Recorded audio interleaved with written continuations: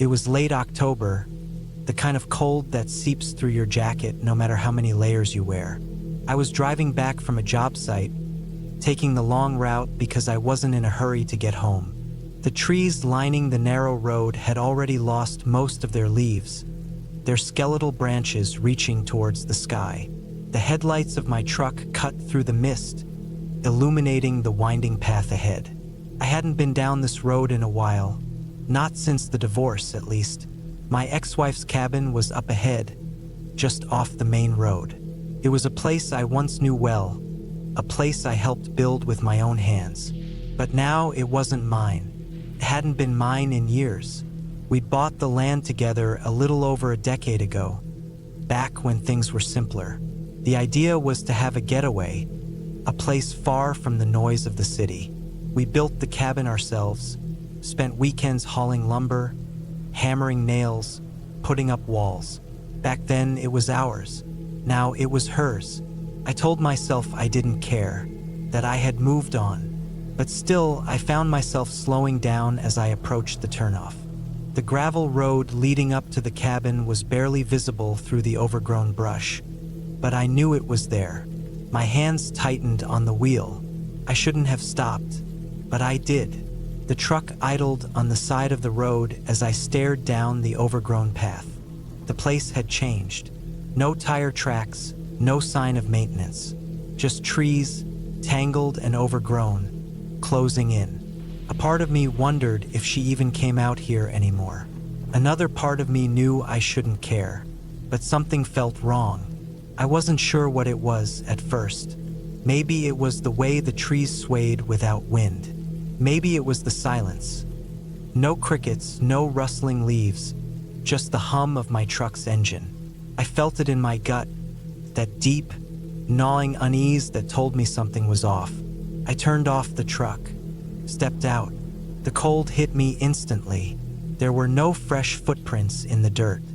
No sign that anyone had been up here in weeks, maybe months. The last time I checked, she was still supposed to own the place, but standing there, looking at the state of it, I started to wonder. I made my way up the path, my boots crunching over dead leaves. The trees seemed taller than I remembered, their branches stretching across the sky, blotting out what little light remained. The deeper I went, the quieter it became. By the time I reached the clearing, my breath was slow, controlled. The cabin stood ahead, half hidden by the undergrowth. The roof sagged slightly, the porch covered in a thick layer of leaves. The windows were dark, lifeless, and the door was open. I stopped, listened. Nothing. There was no reason for the door to be open. The wind wasn't strong enough to push it ajar. Even if it had been left unlocked, it should have stayed closed. I stood there for a long time, debating whether to go closer. My mind raced through every possibility.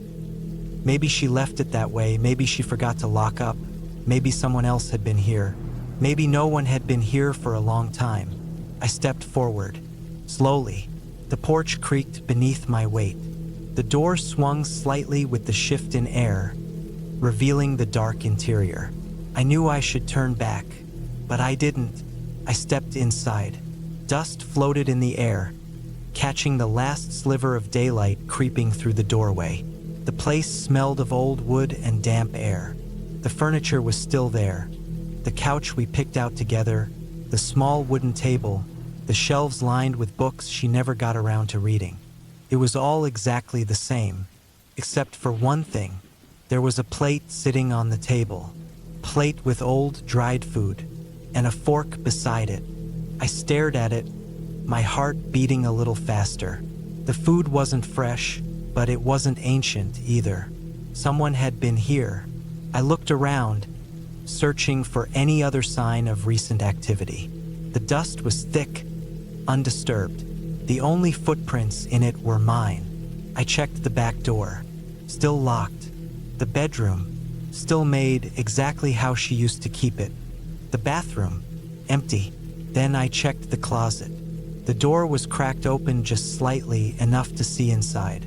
My breath caught in my throat. There were clothes hanging on the rod. But not just any clothes, my old jacket, my boots, things I hadn't seen in years, things I thought were long gone. I stepped back, my pulse hammering in my ears. That's when I heard it. A sound from outside. Not the wind, not an animal. Something heavier. Footsteps. I moved quickly, backing towards the front door. The sound came again, closer this time. Someone was out there. I didn't stop to think.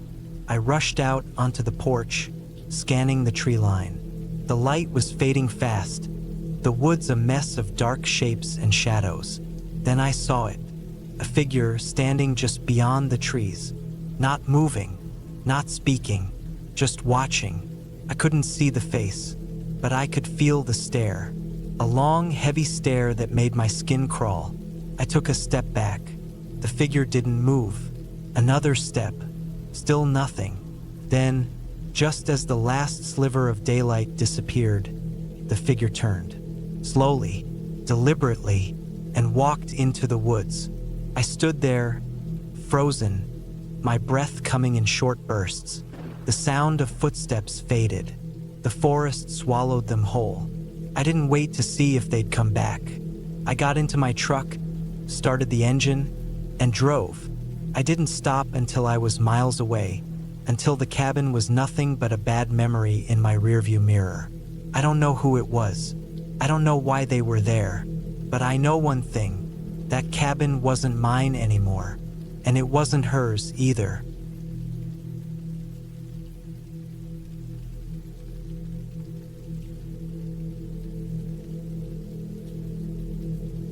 I never liked the idea of being out in the middle of nowhere. Some people find peace in it, but to me, isolation always felt like an open invitation for something to go wrong. Maybe it's paranoia, maybe it's just common sense. Either way, I should have trusted that feeling. It started with my brother, Daniel. He had bought an old hunting cabin a few years back, deep in the woods of northern Montana. It wasn't anything fancy, just a one-story structure, a bit of an eyesore if I'm being honest. Peeling paint, a slanted porch, windows with cracked frames. It was the kind of place that looked like it had secrets. He always went there alone for a few weeks every winter, getting away from work, from people, from life in general. This year was different. He asked me to check on the cabin while he was away on a business trip. Normally, he wouldn't care. He was used to leaving it unattended for months. But this time, he seemed worried. He didn't say why, just that it felt off the last time he was there. That was enough to get under my skin. I drove up on a Friday afternoon. The road leading to the cabin was barely a road at all, just a dirt path, overgrown and covered in tire-eating potholes. Trees leaned in on both sides, branches scraping my truck like they were reaching for it. The deeper I got, the more I realized how alone I really was. No phone signal, no signs of other people. Just miles and miles of dense forest. The cabin sat at the end of the road, slumped between two tall pines like an old drunk. It looked worse than I remembered. A layer of snow clung to the roof, icicles hanging from the edges. Smoke should have been curling from the chimney, but the place was cold and lifeless. I stepped out, my boots crunching in the frost. Right away, something felt wrong. Not in a dramatic way, not like a horror movie. Just a quiet, nagging unease. The kind you don't notice at first, but grows stronger the longer you stand in one place. I went inside. The air was stale, tinged with something rotten. I checked the fridge, empty. The fireplace had wood stacked beside it, untouched. The bed in the corner was still made. Nothing looked disturbed, but the smell. I followed it to the back door, which led to the woods. When I opened it, the wind carried in a stronger whiff of decay. Something was out there. I grabbed a flashlight and stepped onto the porch, scanning the tree line. The ground was uneven, patches of snow covering dead grass and dirt. My boots left heavy prints as I moved toward the smell. Then I saw it. A deer carcass, half buried in the snow. The body was torn apart, ribs poking through shredded flesh. At first, I thought it was a wolf kill, but something didn't add up. Wolves eat their prey, tearing at the meat. This thing had its guts pulled out and left in a messy pile. No tracks around it, no signs of struggle. It was just there. That was enough for me. I turned back toward the cabin, my stomach twisting. The moment I reached the porch, I noticed something that stopped me in my tracks. Footprints. Not mine. They led from the tree line to the back door, stopping just short of the threshold. No boot prints, no deep impressions, just the shape of bare feet in the frost. Someone had been standing there, watching me. My chest tightened. I stepped inside quickly, locking the door. The whole thing could have been a trick of the light, my mind playing games. But I didn't believe that. I pulled out my phone, still no signal. I checked the windows, peering into the dark. Nothing. I forced myself to calm down. Maybe I was overreacting. Maybe the prints had been there for hours. Maybe the deer had just been an animal kill. I just needed to sleep. I bolted the doors, checked the windows again, and threw more wood into the fireplace. The heat did little to chase away the chill settling into my bones. The feeling of being watched never left. At some point, I dozed off. When I woke up, the fire had burned low, casting flickering shadows on the walls. My breath came out in small, white puffs.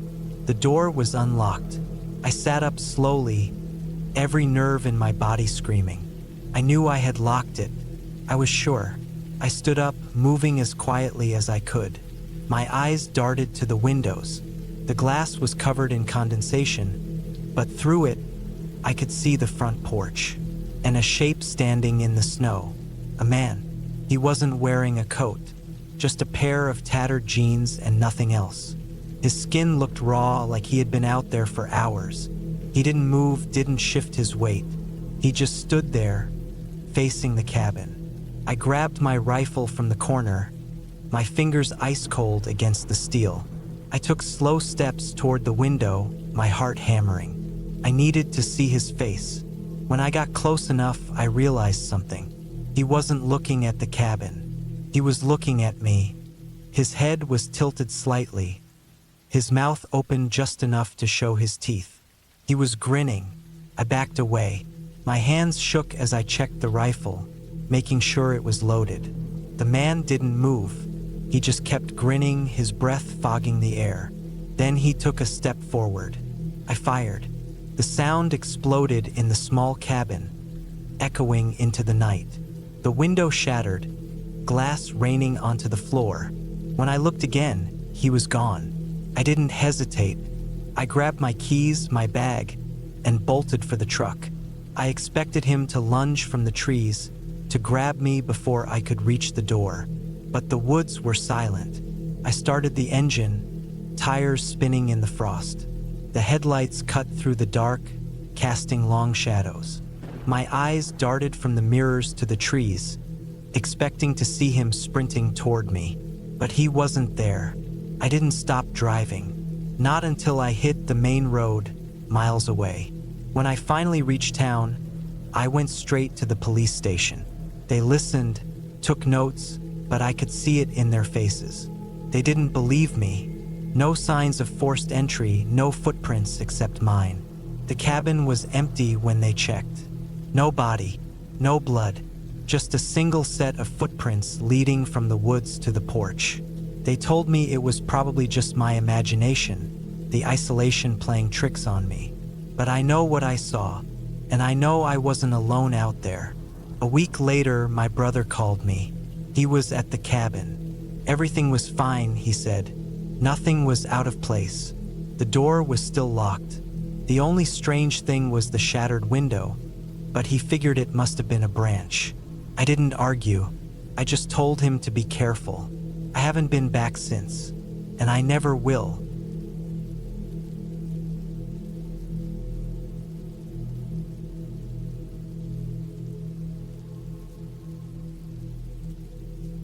I had always liked the quiet, the kind of quiet you only get in the deep woods, far from traffic, far from people, far from anything that reminds you of the mess the world has become. That's why I bought the cabin. It was a small place, tucked away in the mountains of Wyoming, far enough from town that I could go weeks without seeing another person. Just me, the trees, and the wildlife. It had been an old hunting lodge before I got my hands on it, nothing fancy. One big room with a wood stove, a small kitchen, and a bedroom off to the side. I had spent the last 3 years fixing it up, making it my own. Winters were hard, but I had prepared for that. I had a stockpile of firewood, enough canned food to last months, and a generator in case the power went out. This wasn't a weekend getaway for me. This was my home. It was late October when I noticed something was off. I had been outside, chopping wood near the tree line, when I first saw the tracks. They weren't like anything I'd seen before. Too big to be a coyote, too long to be a bear. The shape of them was wrong, almost human, but the stride was too long, the way they dug into the earth too deep. I followed them for a while, but they led into the dense forest, and I wasn't about to go wandering too far from the cabin with the sun going down. That night, I heard something outside. I was sitting by the wood stove, eating a can of chili, when I caught the sound, just a soft scratching against the outside wall. Slow, deliberate. I put my spoon down, listening. It stopped. I waited, heart pounding, but after a minute, there was nothing, just the wind in the trees. I chalked it up to my imagination, maybe a raccoon or something, and went to bed. The next morning, I found deep gouges in the wood near the front door. Not scratches, gouges, like something had dragged claws through the timber. I spent the better part of the day trying to make sense of it. There were no other tracks, no signs of an animal, nothing. Just those marks in the wood. That night, the noises started again. It was worse this time. I was in bed, half asleep, when I heard it. A thump against the wall. Then another. Slow, steady. Something moving around the outside of the cabin. I reached for my rifle, gripping it tight as I lay still, listening. The sound moved to the window. I don't know why, but I had the sudden feeling that if I looked, if I actually saw whatever was out there, something terrible would happen. So I didn't. I stayed in bed, staring at the ceiling, waiting for it to go away. At some point, it did. The next morning, I found tracks in the snow, the same ones I had seen before. They circled the cabin, stopping at the window, the door. Too close. That was when I started to feel afraid. The woods had never scared me before. I had lived out there long enough to know what was normal, what wasn't. And this wasn't normal.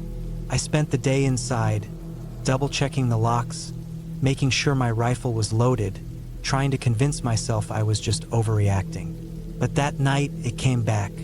This time, it wasn't quiet.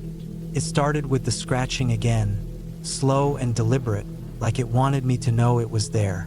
Then the knocking, harder this time. I sat in the dark, gun in my lap, staring at the front door. The knocking got louder. Then it stopped. For a long time, there was silence. Then I heard it, my own voice. It was outside, right by the window, saying my name. I froze. It sounded exactly like me. The same pitch, the same tone.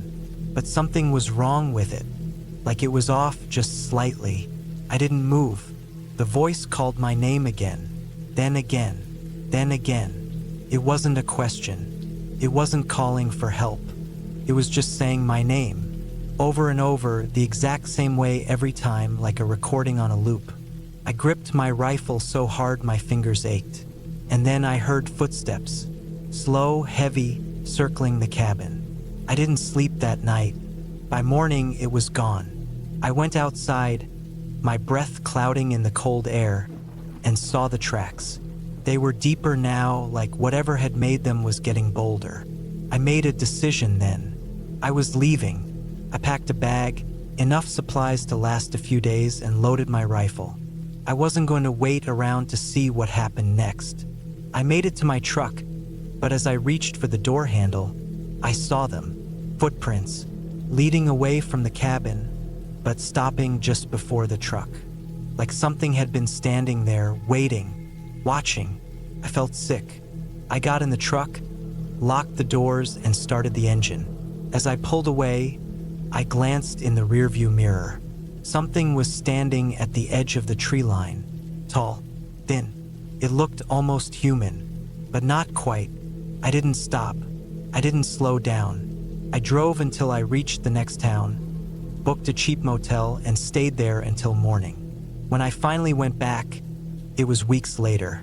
The tracks were gone. The scratches on the cabin had faded, but I never felt safe there again. I sold the place the next year. I told myself it was just my mind playing tricks on me, that I had spent too much time alone. But sometimes, late at night, I still hear it. My own voice, calling my name.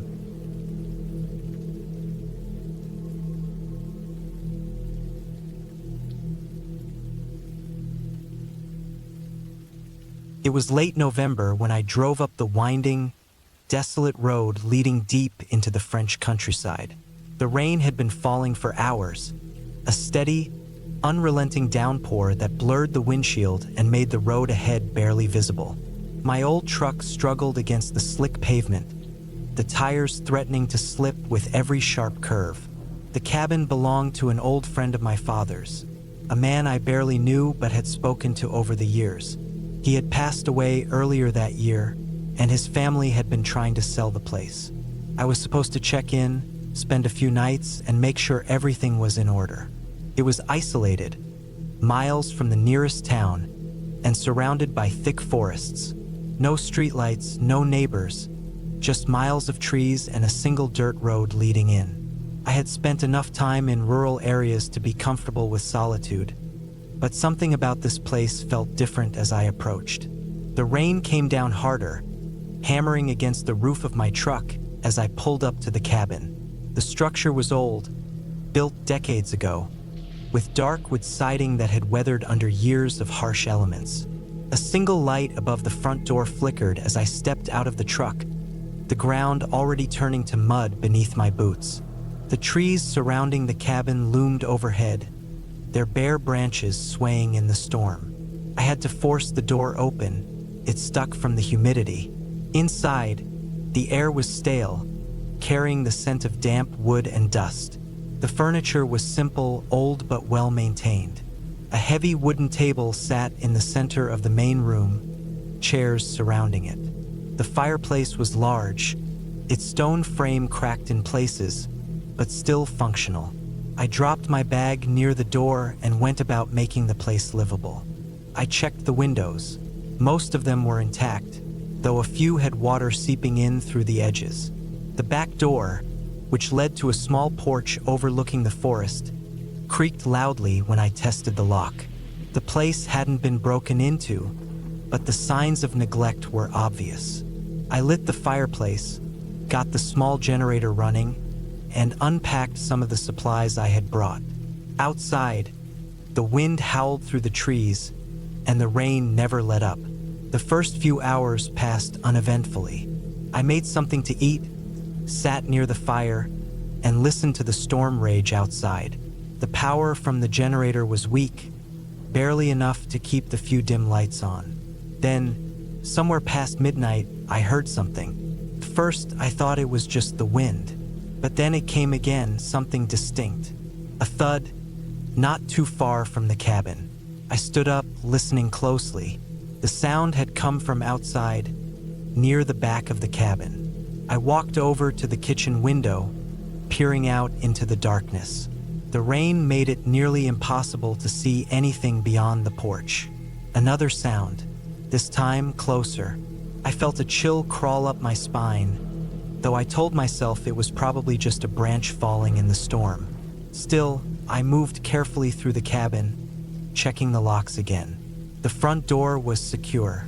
The windows were shut tight. But when I reached the back door, I hesitated. The latch wasn't fully locked. I was sure I had locked it earlier. I reached out and slid it firmly into place, securing it before stepping back. My heart was pounding, but I forced myself to stay calm. It was easy to let your imagination get the better of you in a place like this. But then there was another noise, something moving outside. Slow, deliberate steps. Not the rain, not the wind. I grabbed the flashlight from the table and aimed it through the window, sweeping it across the backyard. Nothing, just the trees, bending in the storm, and the heavy rain pooling in the dirt. I exhaled slowly and turned away from the window.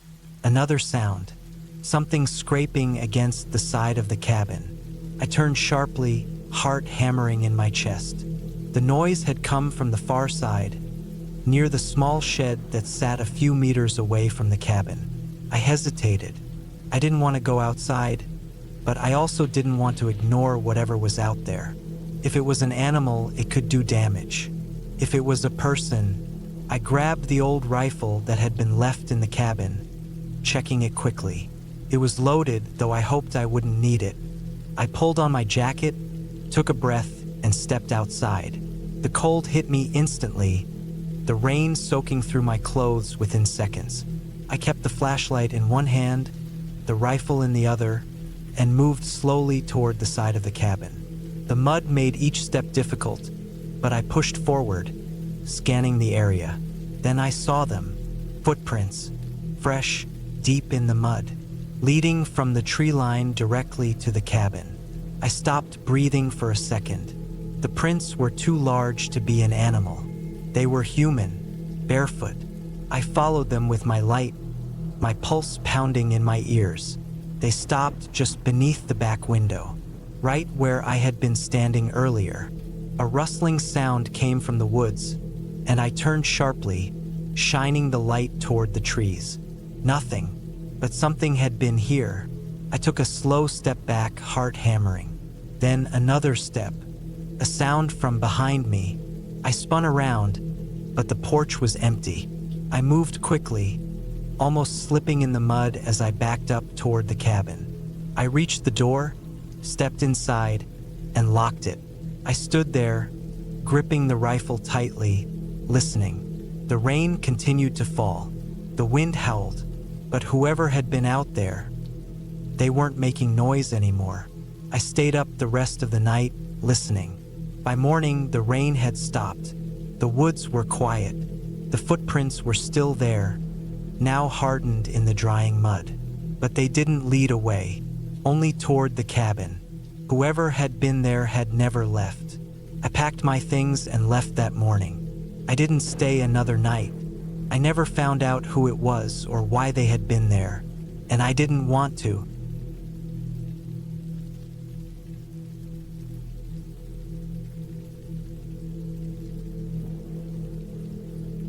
It was late October when I found myself heading up a dirt road toward the cabin. The air was cold, the trees bare, and the sky dark even though the sun hadn't completely set yet.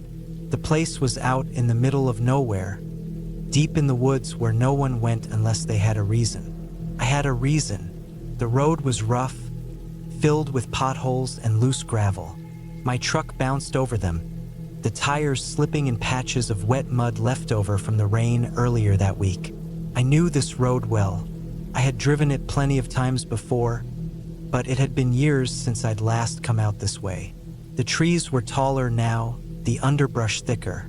Felt more closed in than I remembered. The cabin belonged to my uncle before he died. After that, it just sat there, forgotten, hidden between the trees like it was part of the forest itself.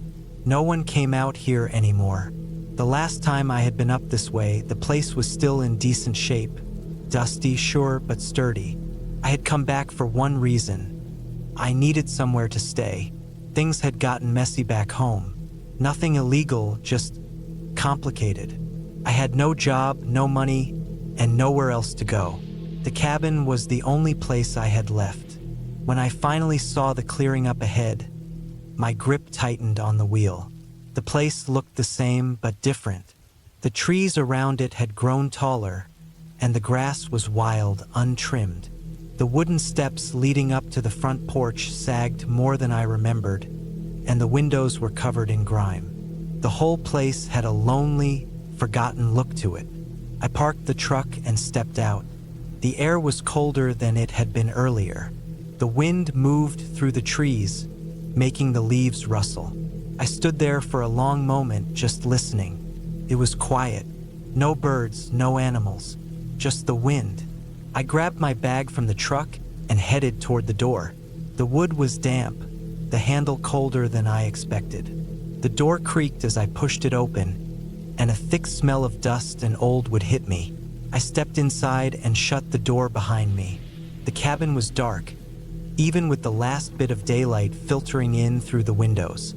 I pulled out my flashlight and clicked it on. Dust floated in the beam, the air thick with it. The furniture was all still there, covered in white sheets that had turned gray with age. The kitchen table was the same, the chairs still in their places. I set my bag down and made my way through the cabin, checking the rooms. The place was cold, untouched. It felt abandoned in a way I hadn't expected. That night, I made a fire in the old stone fireplace. The wood was damp, but after some effort, the flames caught. The warmth spread through the cabin, chasing away some of the cold. I sat in one of the old chairs and stared into the fire. I didn't hear the truck until it was too late. The sound of tires on gravel was muffled by the wind, but when I heard the engine cut off, my stomach tightened. I got up and moved to the window, careful to stay out of sight. A single truck sat in the clearing. Police truck. The door opened, and a man stepped out. He was tall, broad-shouldered. I recognized him immediately. It was Mason. He had been a cop in town for years. I hadn't seen him in a long time, but I knew his reputation. He was the kind of man who liked to make people feel small. He had a temper, and he didn't always follow the rules. He stood there for a moment, looking at the cabin. Then he shut the truck door and started walking toward it. I backed away from the window. My heart was pounding. There was no reason for him to be here. No one knew I had come up this way. The knock came hard, rattling the door. I didn't move. Another knock, louder this time. Then the door creaked open. I hadn't locked it.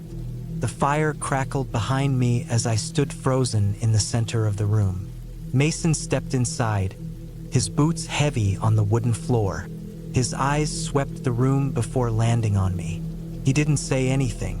He just looked at me for a long time, his expression unreadable. Then he closed the door behind him. I could see his gun on his hip. His hand rested near it. I swallowed hard. My pulse was pounding in my ears. Mason took a slow step forward. There was something wrong. The way he stood, the way he watched me. This wasn't a friendly visit. I could feel it in my gut. I took a step back. Mason didn't move. The fire crackled. The wind howled outside. Then he reached for his gun. Everything happened fast. I turned, my body moving before my mind caught up. I ran for the back door, but before I could reach it, I heard the click of the safety going off. A gunshot rang through the cabin, which splintered near my shoulder. I dove to the side, crashing into an old wooden chair.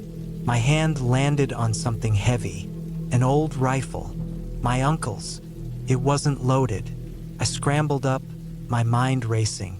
Mason was moving toward me. I could see it in his eyes now. This wasn't about anything official. This was personal. Another gunshot. I ducked behind the kitchen counter. My ears were ringing. I needed to move. I grabbed the rifle and ran. I hit the back door hard, pushing it open. Cold air rushed over me as I stumbled into the night. Footsteps pounded behind me. I ran. The woods were thick, the ground uneven. I tripped on a root and went down hard. Pain shot through my knee. I rolled onto my back, the rifle clutched in my hands. Mason loomed over me, his gun raised. For a moment, everything was still. The wind, the trees, even the firelight flickering from the cabin. It all faded. Then, from somewhere deep in the woods, another sound. A voice. Not a ghost, not something unnatural. A real voice. Mason hesitated. Then a bright light cut through the trees. Flashlights. More voices. I heard someone call his name. Mason turned. That was his mistake. I swung the rifle hard. The butt of it cracked against his wrist. His gun went flying. I didn't stop to think. I scrambled up and ran. The lights were closer now. More voices. Mason turned, rage flashing in his eyes. But he saw it too, the people coming. I kept running. By the time I reached the tree line, I saw them. 2 more officers, their flashlights cutting through the dark. Mason was still back there, standing near the cabin. I saw the moment he realized he had lost. His hands went up.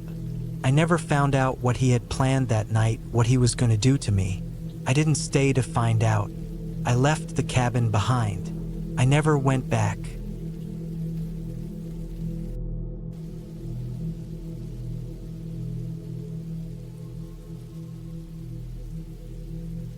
I was never the type to spook easy. I grew up hunting with my dad and uncles, spending nights out in the woods since I was a kid. I knew the sounds of the forest, the way the trees swayed in the wind, the way animals moved in the undergrowth. I knew what was normal and what wasn't. That's why, when I planned this hunting trip alone in late November, I wasn't worried. I had an old hunting cabin out in the woods, passed down through the family. It wasn't much, just a 1-room structure with a tin roof, a wood stove, and a small cot.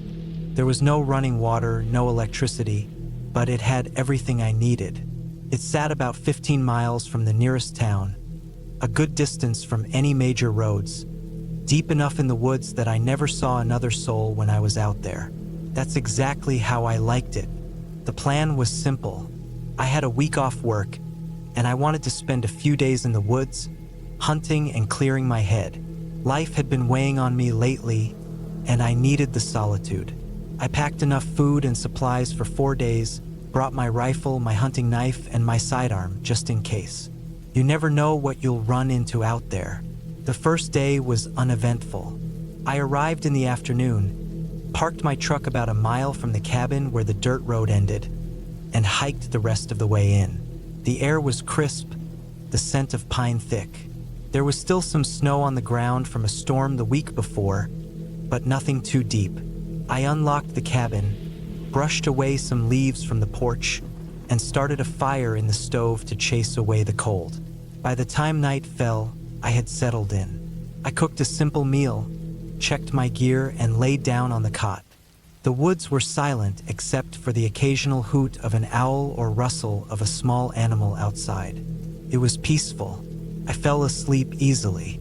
The second day, I spent most of the morning tracking deer. I didn't see anything worth taking a shot at, so I wandered deeper into the forest, following trails I knew well. Around midday, I noticed something strange. I came across a set of boot prints in the snow. Now, that wasn't impossible. There were other hunters out in these woods sometimes. But these prints were fresh, and they were close to my cabin. That didn't sit right with me. I had been coming to this spot for years, and I had never seen another person's tracks this far in. I followed them for a bit. They led toward my cabin, then veered off toward a small ridge about 100 yards away. I stood there for a long time, listening, scanning the trees. I saw nothing, heard nothing. Eventually, I turned back and went on with my day. That night, I locked the door. I wasn't scared, but I wasn't stupid either. The third day, things got worse. I woke up to the sound of something moving outside. It was just before dawn, the sky still dark. I sat up, reaching for my rifle, listening. Crunch, footsteps in the snow. Slow, deliberate. I held my breath. Could have been an animal. A deer, maybe, or a bear. But deep down, I knew better. These were human footsteps. I waited, heart pounding. The steps circled the cabin once, then stopped. The silence stretched on. I gripped my rifle tighter. Then, just as suddenly as it started, the footsteps moved away, fading into the trees. I stayed up until daylight, my rifle in my lap, staring at the door. When the sun came up, I stepped outside. There, in the fresh snow, were footprints. A single set, leading from the trees to my cabin, circling it, then vanishing back into the woods. I followed them for about 20 yards before they disappeared into a rocky area where the snow was thinner. There was no sign of whoever made them. I should have left then. I should have packed up and hiked back to my truck. But I didn't. Maybe it was pride, maybe it was stubbornness, but I wasn't about to let some stranger scare me off my own land. Instead, I went about my day as usual, though I kept my rifle close. That night, I set up a makeshift alarm, an old trick my dad taught me.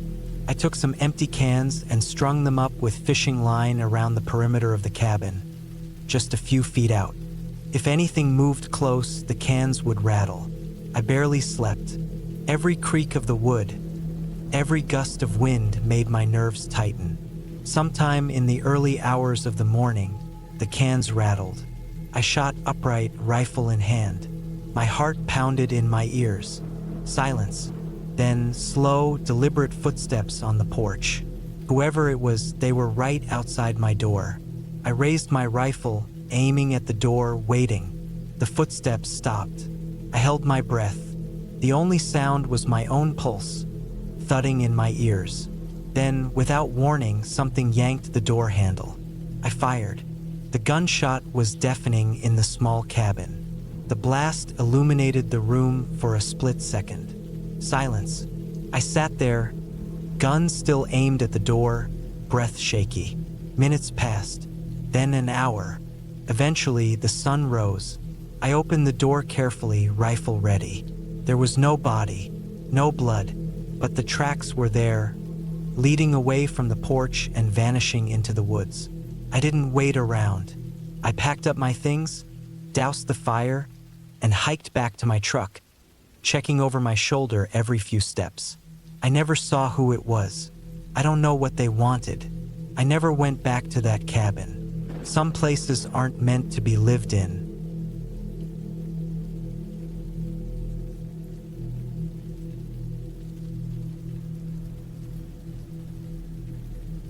I never wanted to take the job, but I needed the money. It was 2016, and I had just moved to Montana after a bad breakup. I was 34, broke, and desperate. A friend of mine knew a guy who owned a bunch of remote cabins up in the mountains, the kind he rented out to tourists looking for a wilderness experience. His problem was that one of the cabins had been sitting empty for almost a year, and every time he sent someone up there to check on it, they refused to stay. He needed someone to go up, inspect the place, and report back if anything needed fixing. 3 nights, $1,000. I should have turned it down. The cabin sat on the edge of a lake, miles from the nearest town. No cell service, no neighbors, nothing but trees, water, and the occasional black bear wandering by.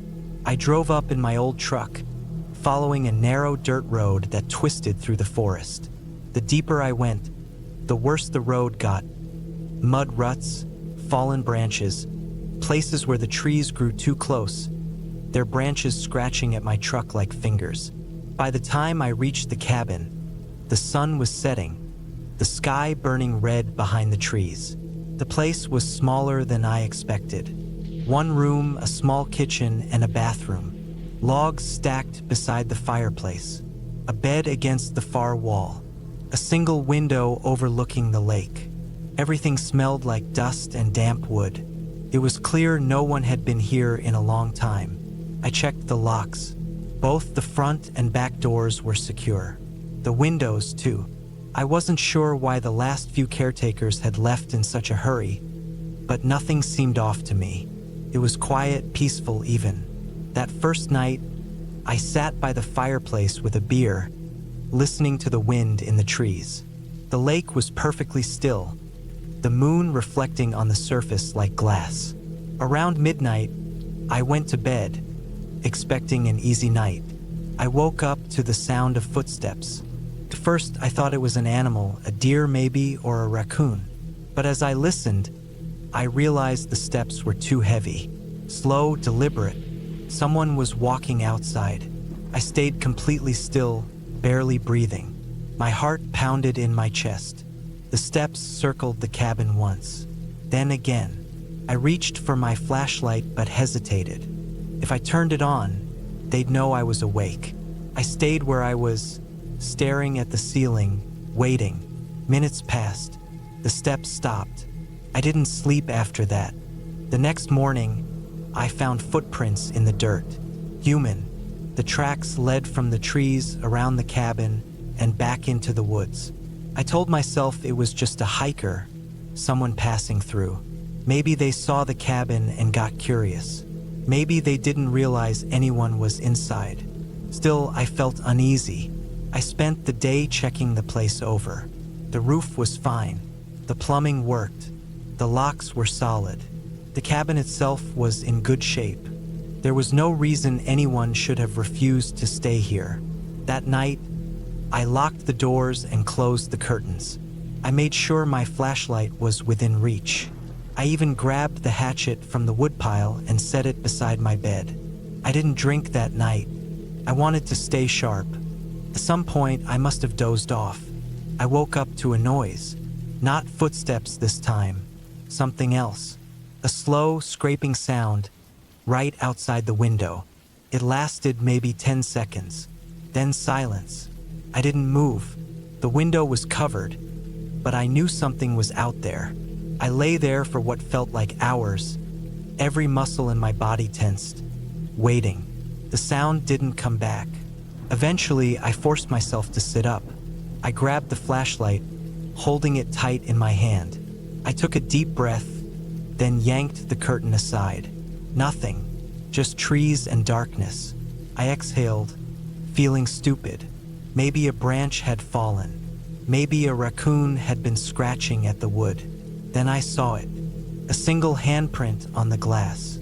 It was smudged, almost like someone had pressed their fingers against the window and dragged them downward. I stayed awake the rest of the night. The next morning, I decided to leave. I'd only been there 2 nights, but I didn't care. I wasn't going to wait around to find out what was going on. I packed up, threw my bag in the truck, and got inside. I turned the key. Nothing. I tried again. The engine wouldn't turn over. I popped the hood, checked the battery. Everything looked fine. It didn't make sense. The truck had been running perfectly the day before. I slammed the hood shut, frustration and fear knotting in my stomach. Then I saw them. Footprints in the mud, leading from the trees to my truck. Someone had been here. Someone had done something to my engine. My mind raced. I had 2 options. Stay in the cabin and wait for help or try to walk back to town. The problem was, town was at least 15 miles away, and I wasn't sure I could make it before dark. I decided to wait. I spent the day inside, listening to the silence. When night came, I sat in the chair by the fireplace, hatchet in my lap. I didn't sleep. At some point, I heard them again. Footsteps. But this time, they didn't stop outside. I heard the back door creak. I shot up, my heart hammering. The door was locked. I knew it was locked. But the sound I just heard, I gripped the hatchet tighter. Then, nothing. No more footsteps. No movement. I stayed awake until dawn. As soon as the sun came up, I went outside. The back door was still locked. No sign of forced entry. No footprints inside. But in the dirt outside, I saw them. The same prints as before. This time, they led from the trees to the back door, and then back into the woods. That was it. I wasn't waiting any longer. I grabbed my bag and started walking. I didn't care about the truck. I didn't care about the job.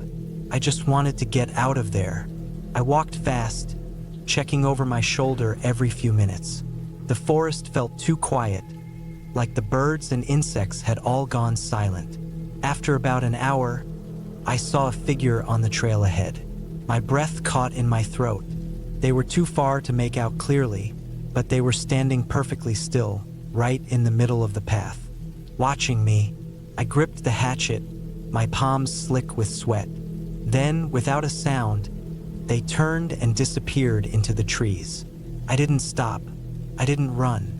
I just kept walking, forcing myself to breathe. Took me almost 6 hours, but I made it back to town. I called a tow truck, got my truck hauled out, and never went back. The guy who hired me asked what happened. I didn't give him details. I just told him the place wasn't safe. He never found out who had been up there. To this day, I don't know either, and I don't want to.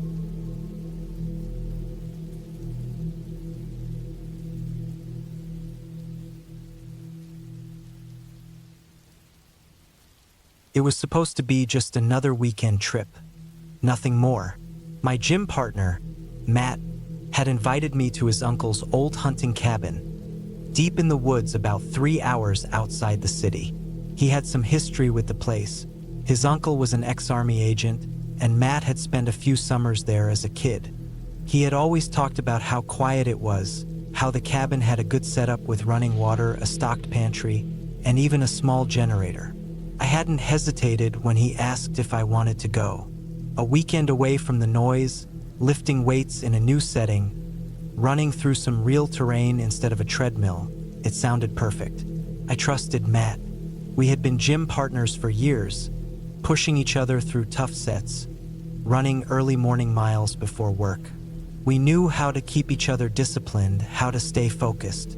I figured this would be no different. The drive there was long, winding roads cutting through thick forests, patches of mist rising from the valleys. Matt's truck handled the rough dirt roads well, the tires kicking up dust as we made our way toward the cabin. It was late afternoon by the time we pulled up. The place was older than I expected, a 2-story wooden structure with a slanted metal roof. A porch wrapped around the front, and the windows were small and square, the kind that kept heat in during the winter. Matt parked the truck and grabbed the bags. I took in the surroundings. The place was secluded, surrounded by thick pines, no cell reception, and no visible roads nearby. It was the kind of place where if something went wrong, help wouldn't be coming anytime soon. Inside, the cabin smelled of old wood and dust. There were a few pieces of military gear scattered around, a cot in the corner, some old boots by the door, even a rifle mounted above the fireplace. "Leftover from my uncle," Matt said, dropping his bag on the couch. I set my things down and stretched. The cabin was small, but it had everything we needed. A kitchen, a bathroom, even a storage room in the back with canned food and bottled water. I noticed a few hunting knives on a shelf and a stack of old maps on a table. Matt turned on the generator, and the lights flickered before settling into a dim glow. We spent the next hour unloading the truck, stacking firewood, and checking the area. It was quiet, the air crisp, the forest still.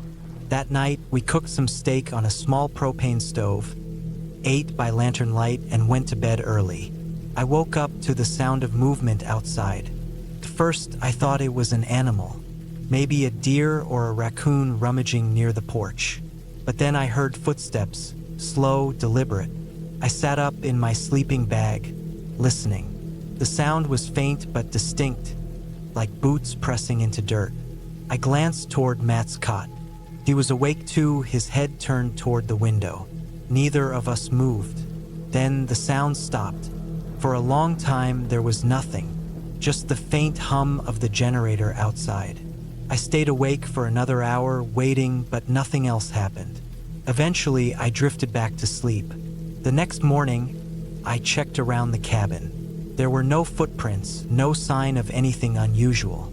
Maybe I had imagined it. Matt didn't say anything about it either, so I let it go. We spent the day hiking, lifting weights with the few kettlebells Matt had brought, and practicing some boxing drills in the clearing behind the cabin. The forest stretched for miles in every direction, nothing but trees and silence. It was peaceful but unsettling in a way I couldn't explain. That night, the sound came back. This time, it was louder. I woke up to heavy footsteps circling the cabin. Not running, not rushing, just slow, measured steps like someone was walking the perimeter, taking their time. I reached for my phone out of habit, but there was no signal. The nearest town was miles away. I sat up, listening, waiting for Matt to react. But he was already up, his hand resting near the hunting knife he had placed by his cot. The footsteps moved toward the back of the cabin. Then silence. We waited. Nothing. Then something hard hit the back door. A single heavy thud. Matt stood up, moving quietly toward the door. I followed, my pulse in my throat. Another thud. We stood there, waiting, listening. Then the sound stopped, just like the night before. We didn't sleep after that. By morning, there were footprints in the dirt behind the cabin. Not boots, not shoes, bare feet. Large, wide, pressing deep into the soil. Matt stared at them for a long time, his jaw tight. He didn't say much, just turned back toward the cabin and started packing. "We're leaving," he finally said. I didn't argue. We grabbed our bags, loaded up the truck, and left without looking back. The drive back felt longer, the forest heavier. Neither of us spoke until we were back on the main road. I don't know who or what was out there. I just know I never want to go back.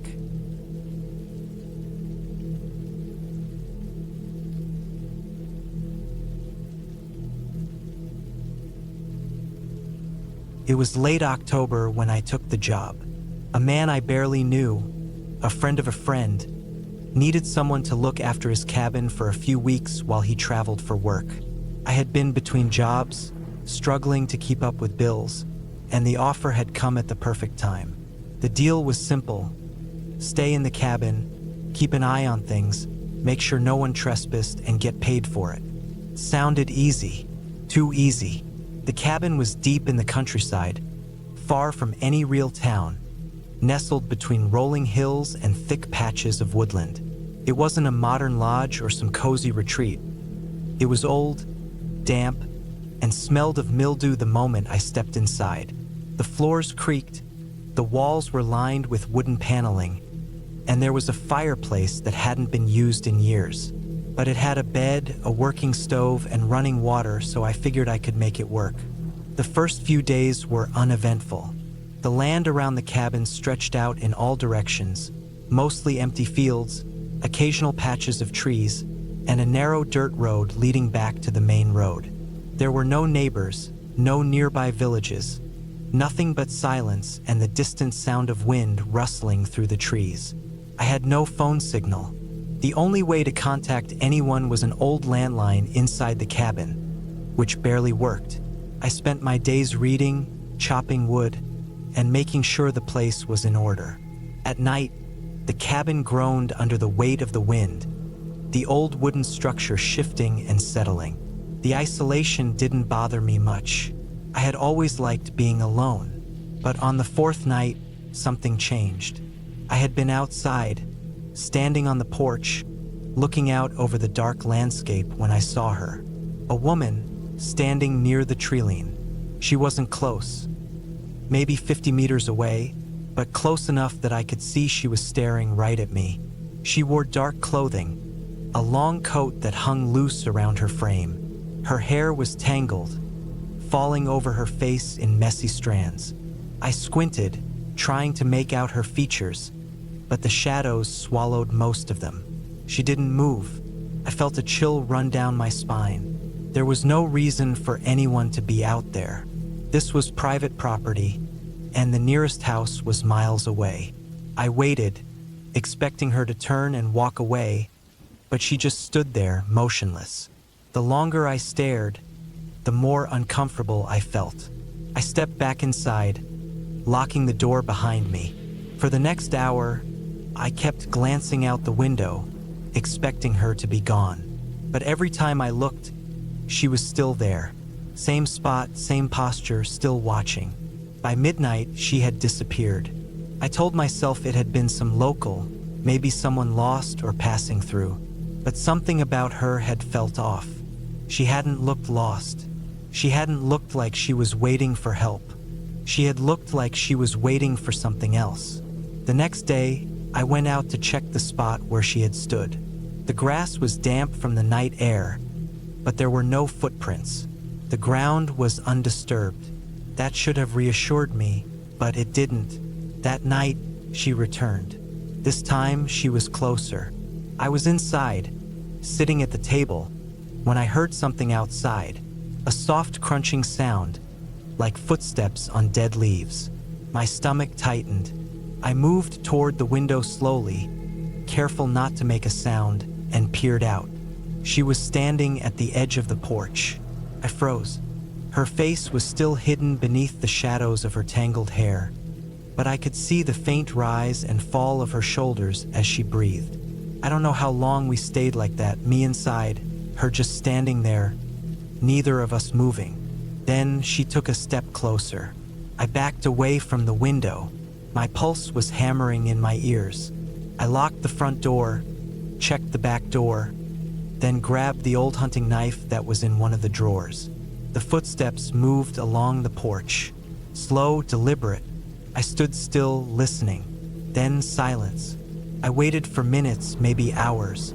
Eventually, exhaustion took over, and I drifted into an uneasy sleep. When I woke up the next morning, I hesitated before stepping outside. The porch was empty. No footprints. No signs that anyone had been there, but I knew what I had seen. The third night, I didn't sleep. I stayed awake, knife in hand, waiting. I left the lights off, hoping that if she returned, I could see her without her seeing me. At some point past midnight, I heard the soft creak of the wooden steps outside. I barely breathed. She was back. This time I saw her move. She paced slowly along the porch, her shadow stretching across the window as she passed. Then she stopped, right outside the door. My grip on the knife tightened. Then a sound, soft, barely there, a whisper of movement. The doorknob turned. I bolted upright, my heart slamming against my ribs. The door was locked, but that didn't matter.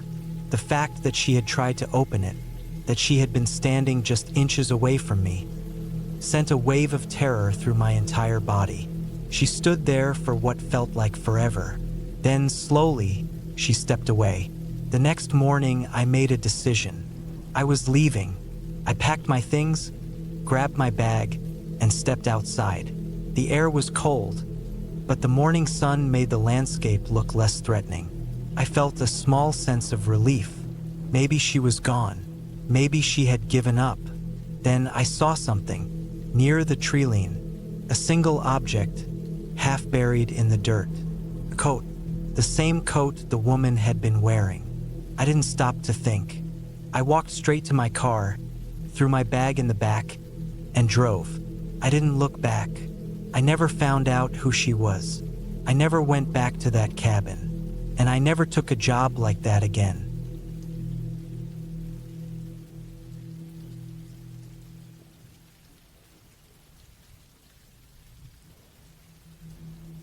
I don't know why I ever thought it was a good idea to stay there. Maybe I was trying to prove something to myself, or maybe I was just desperate for a quiet place away from everything. Either way, that cabin nearly cost me my life. It started when I found the listing online. An old, single-room cabin just outside a small town, up for rent at a dirt-cheap price. The ad made it seem like a peaceful getaway, a rustic place surrounded by trees, right next to an old cemetery. It mentioned that the land used to belong to a local family who had owned the burial grounds for generations. But the house itself hadn't been lived in for years. That should have been enough to turn me away. But I was broke and needed somewhere quiet for a while. The drive out there was uneventful. The town was small, just a gas station, a few stores, and a diner that looked like it hadn't been updated since the 80s. Past the town, the road stretched into thick woods, and soon, I saw the cemetery. It was old, the kind of place where the headstones were cracked and sinking into the earth. A rusted iron fence surrounded it, but some of the bars had fallen away, leaving gaps. The trees leaned over it, their bare branches tangled together like fingers. The cabin sat just beyond it, hidden behind the tree line. It wasn't much, A single-story wooden shack with a tin roof worn down by time. The porch sagged in places, and the front door had scratches on it, deep ones like someone had dragged something sharp across it. I figured it was just from the wind or animals. The land was isolated, after all. Inside, it was just as rough. A small wood-burning stove in the corner, a rotting couch pushed against one wall, a rickety wooden bed frame with a thin mattress that smelled like dust and dampness. There were no modern conveniences, no running water, no electricity, just an old oil lamp sitting on the floor. I settled in, unpacking the little I had, a sleeping bag, some food, a few supplies. The first night passed without much trouble. It was colder than I expected, and the silence outside was absolute. No birds, no crickets, nothing. Just the wind pushing against the trees. The second night, things changed. I was outside, gathering firewood, when I noticed something near the cemetery. A fresh hole in the ground, like someone had started digging a grave. I thought maybe it was an animal, but the dirt was piled too neatly. It was deliberate. I tried not to think about it. Maybe the town still used the cemetery, though it didn't look like anyone had been there in years. Still, something about that hole stuck with me. That night, I woke up to a noise outside, a slow, dragging sound, like something being pulled across the dirt. My first thought was an animal, maybe a deer caught in something. But as I sat up and listened, I realized it was coming from right outside my door. I reached for the knife I kept in my bag and crept to the window. The moon was bright enough to see the ground outside, but there was nothing there. Just the trees swaying, the cemetery beyond them. The dragging sound had stopped. I didn't sleep much after that. The next morning, I found footprints near my porch. Bare feet pressed deep into the mud, leading from the cemetery to my door. I told myself it was just some drifter, maybe a homeless person passing through. I checked my supplies, but nothing was missing. Still, the fact that someone had been that close while I slept didn't sit right with me. That evening, I walked to town and asked around, trying to be casual about it. The guy at the gas station gave me a strange look when I mentioned the cabin. That place. He shook his head. Nobody's rented it in years.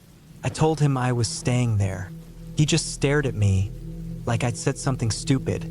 You should leave before it gets dark.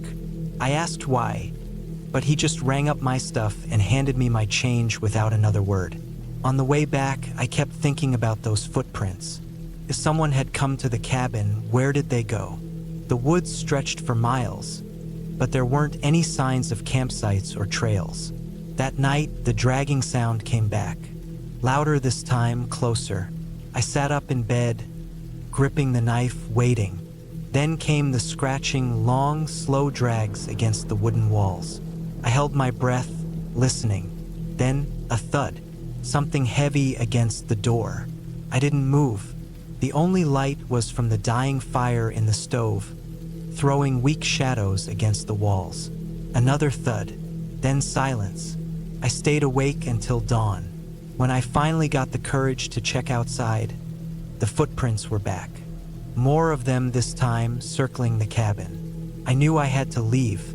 I packed my things, shoving everything into my bag as fast as I could. But when I stepped onto the porch, I saw it. The grave in the cemetery, the one that had been half dug, it was filled now. Fresh dirt piled high, as if something had been buried there overnight. The air felt wrong, heavy. I didn't think. I ran to my truck, throwing my bag into the passenger seat. The engine sputtered before starting, and I tore down the dirt road, not stopping until I hit town. I never went back, never asked about the cabin, never checked the listing again. A few months later, I looked up the area online. No mention of a rental cabin, no records, no old listings. It was like it never existed. But I know what I saw, and I still don't know who or what was out there with me.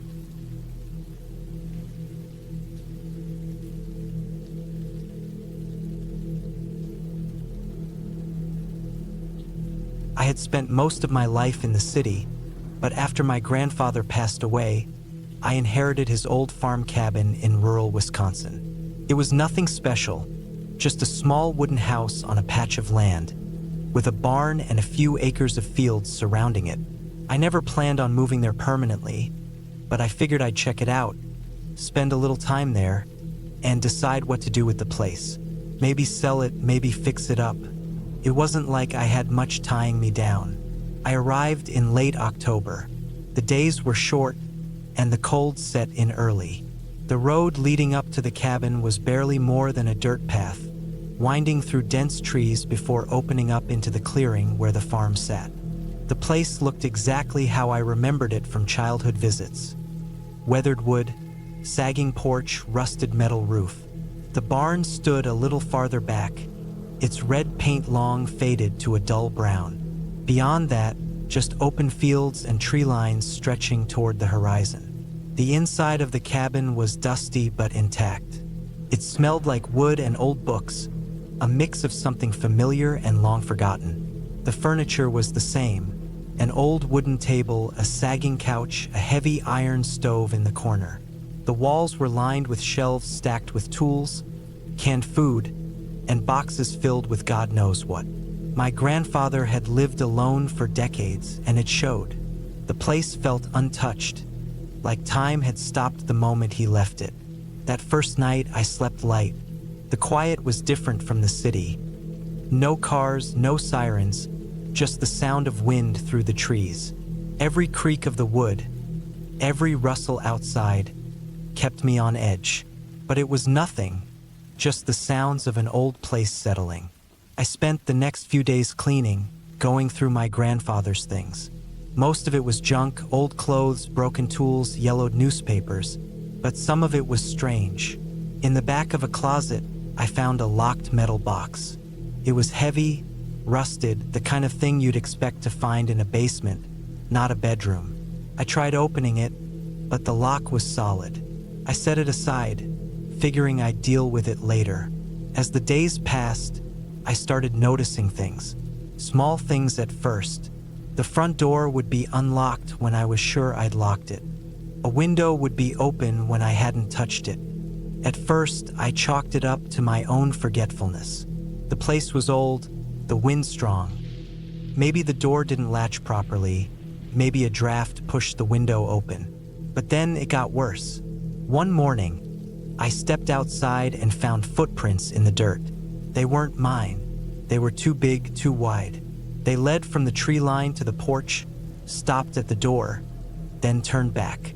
Someone had been watching the cabin. I looked around, scanning the trees, but I saw nothing, just the empty fields and the woods beyond.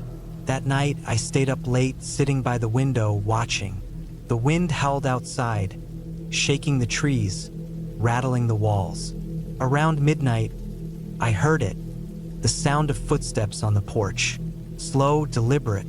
I held my breath, heart pounding. The footsteps stopped, then moved away. I grabbed a flashlight, threw open the door, and shined the light into the night.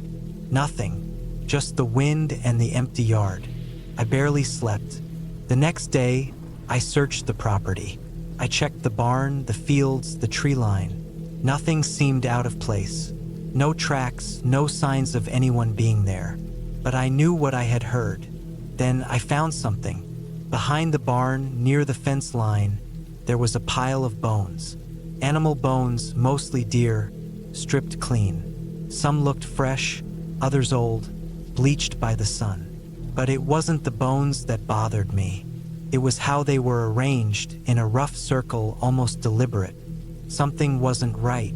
I thought about leaving, packing up, getting in my truck, and never looking back. But I didn't. Maybe it was pride, maybe stupidity. Either way, I stayed. That night, I locked the doors, checked every window, and kept a rifle close. The wind picked up, howling through the trees. Around midnight, the sound came again. Footsteps on the porch. Slow, heavy. This time, they didn't stop. They moved to the window, then to the back of the house. I could hear breathing, low and steady, just outside the glass. I gripped the rifle, waiting, then silence. Minutes passed, then an hour. Nothing. At dawn, I went outside. The dirt around the cabin was disturbed, like someone had walked in circles all night. I followed the tracks, leading past the barn, toward the woods. They stopped at the tree line, and there, nailed to a tree, was something that made my blood run cold. A deer's skull, fresh. It was time to go. I packed my bags, grabbed my grandfather's things, and loaded up the truck. But as I turned the key, the engine sputtered and died. I tried again. Nothing. The truck wouldn't start. I wasn't staying another night. I grabbed my bags, my rifle, and started walking. The nearest town was miles away, but I didn't care. I just needed to get out. The road was empty, stretching between fields and trees. The sky was gray, the wind sharp. I walked fast, glancing back every few minutes, feeling watched. Then I saw it, a figure standing at the edge of the woods, tall, unmoving, dressed in dark clothes, watching me. I didn't stop. I didn't look back again. I just kept walking. Hours later, I reached the highway. A passing truck picked me up, took me to town. I never went back to the cabin. I sold the land, the house, everything. Whatever was out there, it wasn't my problem anymore. And I wasn't going to give it another chance.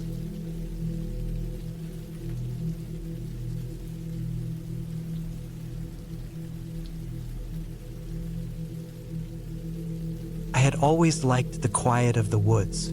It was the kind of silence that wrapped around you, swallowing the noises of the world. It let you think, let you breathe. I used to hike a lot when I was younger, but life had a way of pulling me into its routine: work, bills, responsibilities.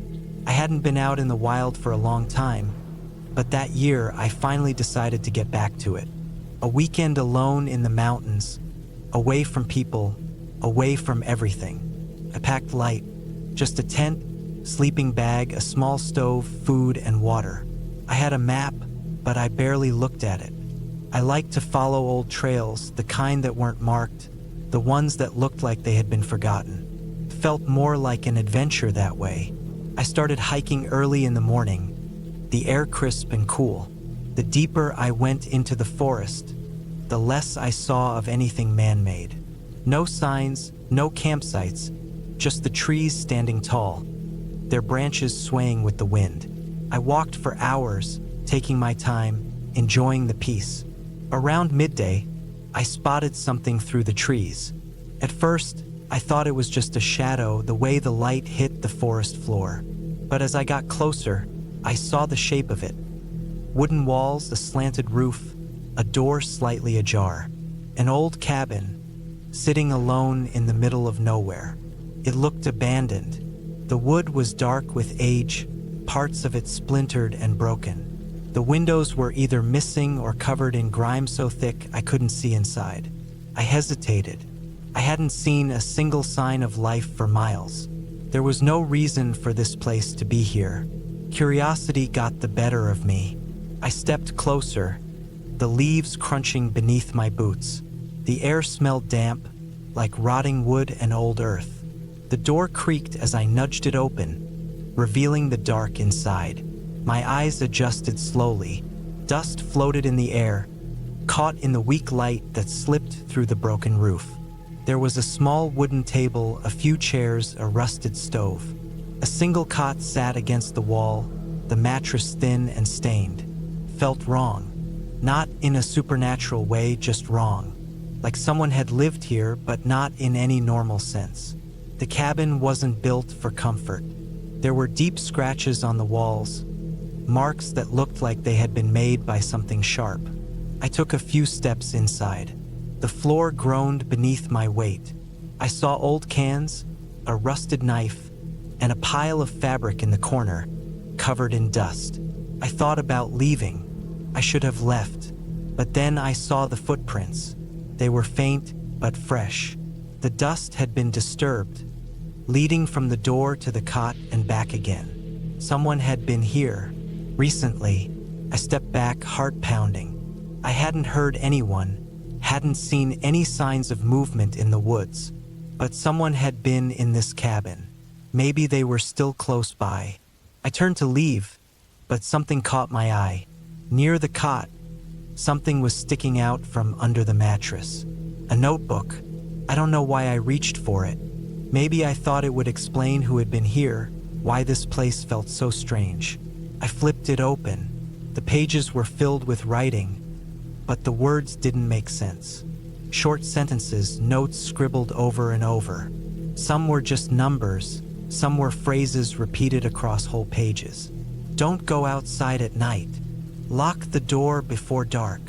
It watches from the trees. A chill ran through me. I closed the book, put it back where I found it. My skin prickled. I felt exposed, standing in that empty cabin, with the woods pressing in all around. I stepped outside and looked around. Nothing moved. The trees stood still, the silence stretching. But I couldn't shake the feeling that I wasn't alone. I walked away fast. I told myself I was being paranoid, that the writing in the book was just nonsense. Maybe some old hermit had lived there, scaring himself with his own thoughts. But I couldn't ignore the feeling in my gut. I decided not to camp near the cabin. I hiked another hour before setting up my tent in a small clearing. Night came fast. I ate a little, barely tasting my food. The air was cold, the sky black and endless above me. The forest was silent, too silent. I laid in my sleeping bag, listening. No wind, no rustling leaves, no distant animal sounds. Just silence, the kind that makes your skin crawl. Then I heard it. Footsteps, slow, deliberate, close. I held my breath. The steps circled my tent, the sounds soft on the dirt. They stopped right outside. I didn't move. My knife was in my bag, just out of reach. I cursed myself for not keeping it closer. The footsteps started again, moving away this time, back toward the trees. Then silence. I stayed awake until the first light of morning. As soon as the sun was up, I packed my things. I didn't eat, didn't rest. I just walked, fast. I didn't stop until I saw my car, parked where I had left it. I locked the doors as soon as I got inside, gripping the steering wheel, trying to steady my breathing. The feeling of being watched hadn't left me. As I drove away, I glanced back at the tree line. Someone was standing there, tall, still, just watching. I didn't slow down, didn't look again. I just drove, leaving the forest behind. I never went back.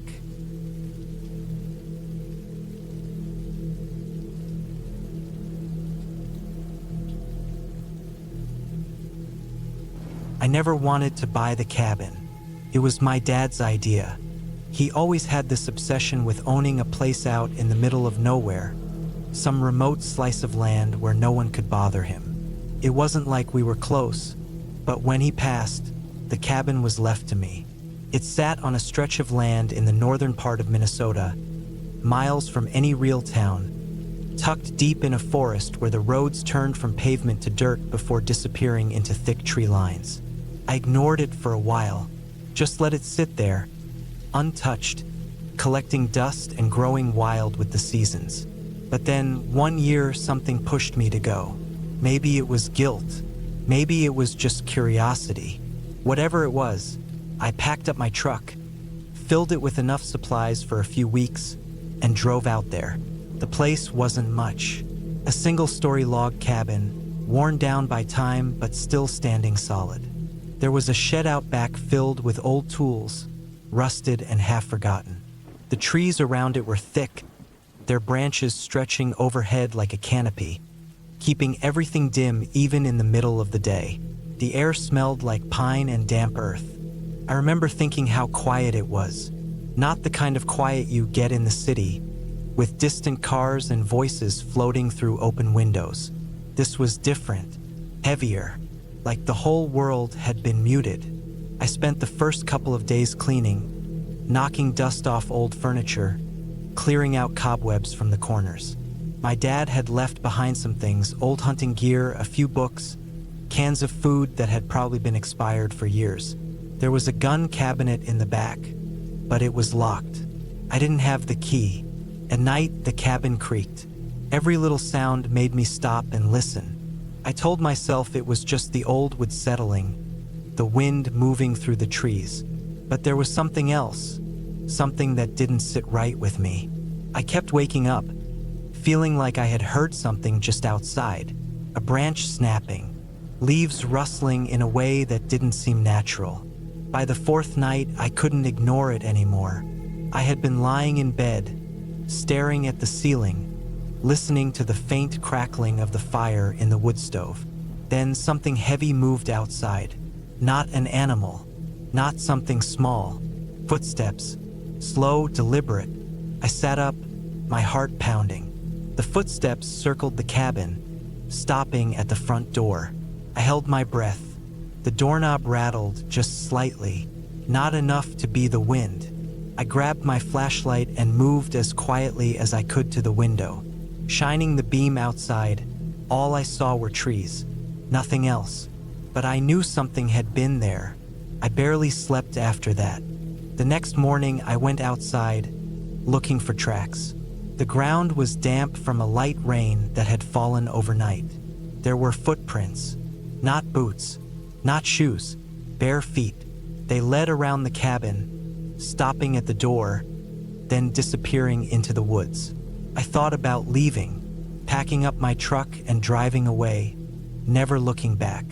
But something in me, maybe stubbornness, maybe stupidity, told me to stay. I wasn't going to be scared off by something that could have just been a passing drifter, some local who thought the place was abandoned. That night, I locked everything. The door, the windows. I even barricaded the back door with an old dresser. The fire was burning low when I heard it again. Footsteps. This time they were slower, dragging. Then the sound of something tapping against the window. I didn't move, just sat there, staring at the dark glass, trying to see what was on the other side. The firelight flickered, and for a split second, I saw something. A shape, a face. I bolted up, grabbed the shotgun I had taken from the locked cabinet earlier that day after breaking the hinges off. I moved toward the window, heart hammering, but by the time I got there, whatever it was had vanished into the trees. The next few days, I barely went outside. I kept the doors locked, kept the gun close. I could feel it, whatever was out there, watching, waiting. Then one night it got worse. I woke up to the sound of something scratching at the walls. Long, slow drags of nails or claws against the wood. My blood went cold. The scratching moved from one side of the cabin to the other, as if it was circling, looking for a way in. I had enough. I grabbed my keys, my bag, the gun, and I threw the door open, ready to run to my truck. But there, standing at the edge of the trees, was a man. Or at least something that looked like a man. Tall, gaunt. His skin was pale, almost gray, stretched too tight over his bones. His feet were bare, covered in dirt. His eyes, dark, hollow pits, were locked on me. I raised the gun. He didn't move, didn't even flinch. Then he smiled. Not a normal smile. Too wide, too unnatural. I backed up slowly, shutting the door, locking it. I didn't sleep that night. By morning, he was gone, but the footprints were still there, circling the cabin. I didn't waste another second. I packed my things, threw them in the truck, and drove out of there as fast as I could. I never went back. A few weeks later, I got a call from the sheriff's office. They had found someone living near the cabin. A man, if you could call him that, half-starved, covered in dirt. He had been out there for years, surviving off God knows what. But the part that still makes my skin crawl, they found carvings inside the trees around the cabin. Dozens of them. My name, over and over again.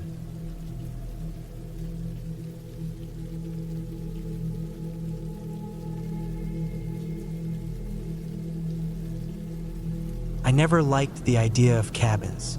Something about being so isolated, far from people, always felt off to me. But when my friend Mark passed away, leaving me his old hunting cabin in Montana, I couldn't exactly refuse. It wasn't like we were best friends, but we'd known each other for years. We met through work. Both of us electricians, mostly handling industrial sites, and he'd always talked about this place like it was a piece of paradise. At first, I had no plans to visit. It sat way up in the mountains, tucked into the trees with no neighbors for miles. But after a few months, I started feeling guilty. He'd left it to me in his will, and it didn't feel right to just ignore it. Besides, I'd been wanting to get out of the city for a while. The drive took nearly 6 hours from where I lived. As I got closer, the roads turned from pavement to gravel, then to dirt. The GPS lost signal about 20 miles out, and I had to rely on an old map Mark had left with the cabin's deed. The deeper I went, the less comfortable I felt. There was something about the silence out there that felt unnatural. By the time I arrived, the sun was starting to dip behind the mountains. The cabin itself was exactly how I imagined. Small, wooden, with a stone chimney and a wraparound porch. The windows were dusty, and the wood looked weathered. It wasn't falling apart, but it was clear that Mark hadn't spent much time maintaining it in his final years. I got out of the truck and stretched, taking in the crisp mountain air. It was colder than I expected, even for fall. The trees stood tall around me, thick and unmoving, like they'd been watching over the place for decades. Inside, the cabin smelled like old wood and dust. The furniture was simple: a couch, a wooden table, a few chairs. A fireplace sat against the far wall, stacked with logs that looked a little too fresh for how long Mark had been gone. That was the first thing that made me pause. I shook it off. Maybe a local hunter had come by, maybe even a ranger. I wasn't sure how these things worked in places like this. I spent the first couple of hours cleaning. Mark had left a lot of things behind: old clothes, hunting gear, a few rifles locked in a cabinet. There were cans of food in the kitchen, most of them expired. I found a generator out back, half covered by a tarp, and after refueling it, I managed to get the lights on. It hummed low and steady, blending with the sound of the wind outside. By the time night rolled in, I was exhausted. I made a simple dinner, sat on the couch, and tried to enjoy the peace. No cars, no sirens, no people, just trees and wind. Then, at around midnight, I heard something outside. It was a slow, deliberate sound. Footsteps, not an animal too heavy. They moved around the side of the cabin, crunching over gravel and dead leaves. I sat up, listening, my heart pounding. I reached for the rifle cabinet, but then the steps stopped. I waited, barely breathing. Minutes passed. The wind howled, shaking the trees. Nothing else. Eventually, I convinced myself it had been a deer or some other animal. Maybe even my imagination. I locked the doors, shut the curtains, and forced myself to sleep. The next morning, I found footprints in the dirt outside. They weren't mine. They circled the cabin, stopping by the windows, the porch, even the back door. The prints were deep, made by heavy boots. Someone had been out there, watching. I didn't like that. I spent the day chopping wood, trying to push the thought from my mind. I told myself it was a hiker, maybe a hunter passing through. But that night, I heard it again. Same time, same slow, steady footsteps. I grabbed the rifle this time, holding it tight. I wanted to call someone, but there was no signal, no landline, no way to reach anyone. Then came the sound of the door handle rattling. I nearly pulled the trigger right there, but it stopped just as quick as it started. Then silence. No retreating steps, no movement at all. I sat awake until dawn, rifle in hand. When I checked outside, the footprints were there again. This time, there were more. That was enough for me. I packed my things, grabbed my keys, and made my way to the truck. The engine turned, coughed, and died. I tried again. Nothing. Popped the hood, battery was gone. Not dead, gone. That was when I felt it. I wasn't alone. I turned, scanning the trees. Nothing moved, but I knew something or someone was watching me. I could feel it in my bones. I had no choice. I grabbed my backpack, my rifle, and started walking. There was a ranger station about 10 miles down the mountain. If I kept a steady pace, I could reach it before nightfall. I walked fast, checking behind me every few minutes. The forest was dead silent. No birds, no rustling leaves, just the wind. Then, about 3 miles in, I found something that stopped me cold. A single boot print in the dirt. Not mine, not old, fresh. Whoever was out there wasn't just watching the cabin. They were following me. I gripped the rifle tighter and picked up my pace. For the next few miles, I didn't see or hear anything. The silence felt heavier, pressing down on me. Then, just before the sun started to set, I saw it. The ranger station, just ahead, tucked between the trees. A small building, but safe. I ran the last stretch, nearly tripping up the steps. The door was locked, but I pounded on it until someone opened up. An older ranger, probably in his 60s, took one look at me and let me in. I told him everything. The cabin, the footsteps, the missing battery, the boot prints. He listened, nodding, face unreadable. Then he told me something that made my blood run cold. Mark hadn't just left me the cabin. He'd been living out there for years, hiding from someone. A man who used to hunt people, not animals. A man they never caught. I left the cabin behind that night. Never went back. Never wanted to. A month later, I got a call from the local sheriff. They'd found the place broken into. The generator was gone. The furniture destroyed. The only thing left untouched was the rifle cabinet. But they found something else, too. Boot prints, leading into the woods, leading away from the cabin, leading toward the road, toward town. I moved states after that, changed numbers, told myself it was over. But some nights, when the wind gets too quiet, when the streets feel too empty, I swear I can hear those slow, steady footsteps, coming closer, always closer. And I know, deep down, whoever was out there that night never stopped looking for me.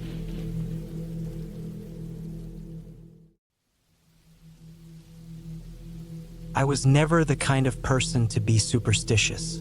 I never believed in ghosts, monsters, or anything like that. But I did believe in people, and I knew for a fact that people could be cruel, violent, and unpredictable. That's what really scared me, and that's why, even to this day, I can't explain what happened without feeling that same deep, gut-wrenching fear. It was late September, and the weather had just started turning cold. I had been working non-stop for months, barely getting any time for myself. Between my job, the long commutes, and the stress of life piling up, I needed a break. I wanted to get away from everything for a while. I figured a weekend alone in a remote cabin would be exactly what I needed. Just some peace and quiet, fresh air, and a chance to clear my head. The cabin belonged to an old friend of mine, someone I hadn't seen in years. He had moved out of state and left it behind, letting it sit empty for a long time. When I reached out to him, asking if I could use it for a weekend, he didn't hesitate to give me the go-ahead. The place was deep in the woods, a good 2-hour drive from the nearest town. Exactly what I was looking for. The drive out was uneventful. The farther I got from civilization, the more isolated it felt. The road turned from pavement to dirt, the trees got thicker, and the sky seemed to darken even though the sun was still up. After an hour of driving through nothing but endless forest, I finally saw the turnoff that led to the cabin. It wasn't much, just an old, weathered wooden building with a slanted roof and a small front porch. It sat at the edge of a clearing, surrounded by dense trees. No neighbors, no sounds except for the wind rustling through the branches. Perfect. I parked my truck, grabbed my bags, and went inside. The air was stale, filled with the scent of dust and old wood. The furniture was simple: a couch, a small table, a bed in the corner. There was a fireplace, which I knew I'd need since the nights were already getting cold. Everything was exactly as I expected. I spent the first few hours settling in, unpacking my things, and getting the place warmed up. There was no electricity, but I had brought lanterns, a battery-powered radio, and plenty of firewood.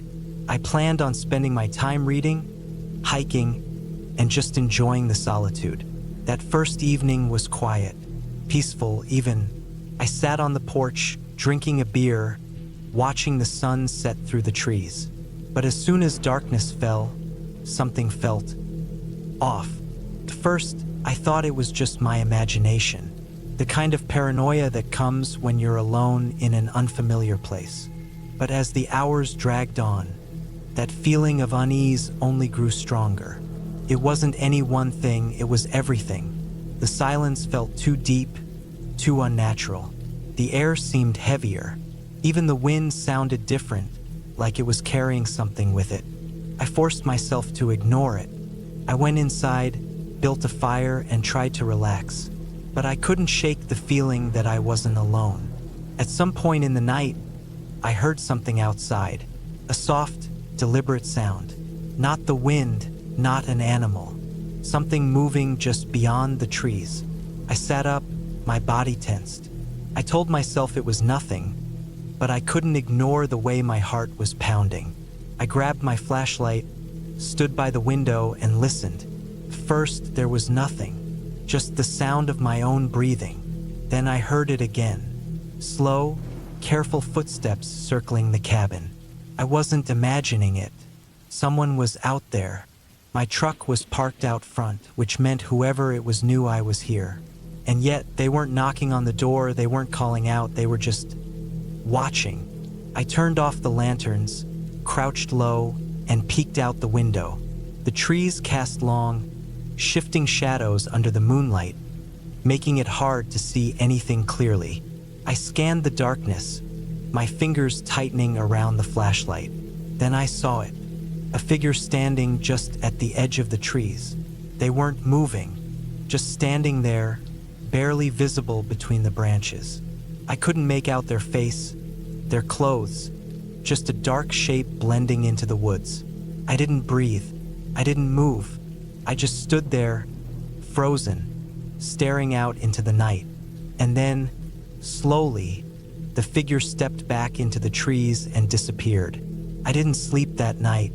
I sat in the cabin, every muscle in my body tensed, listening to every sound, every creak of the floorboards, every gust of wind.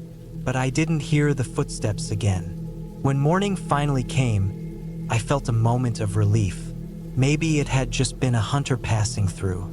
Maybe my mind had been playing tricks on me.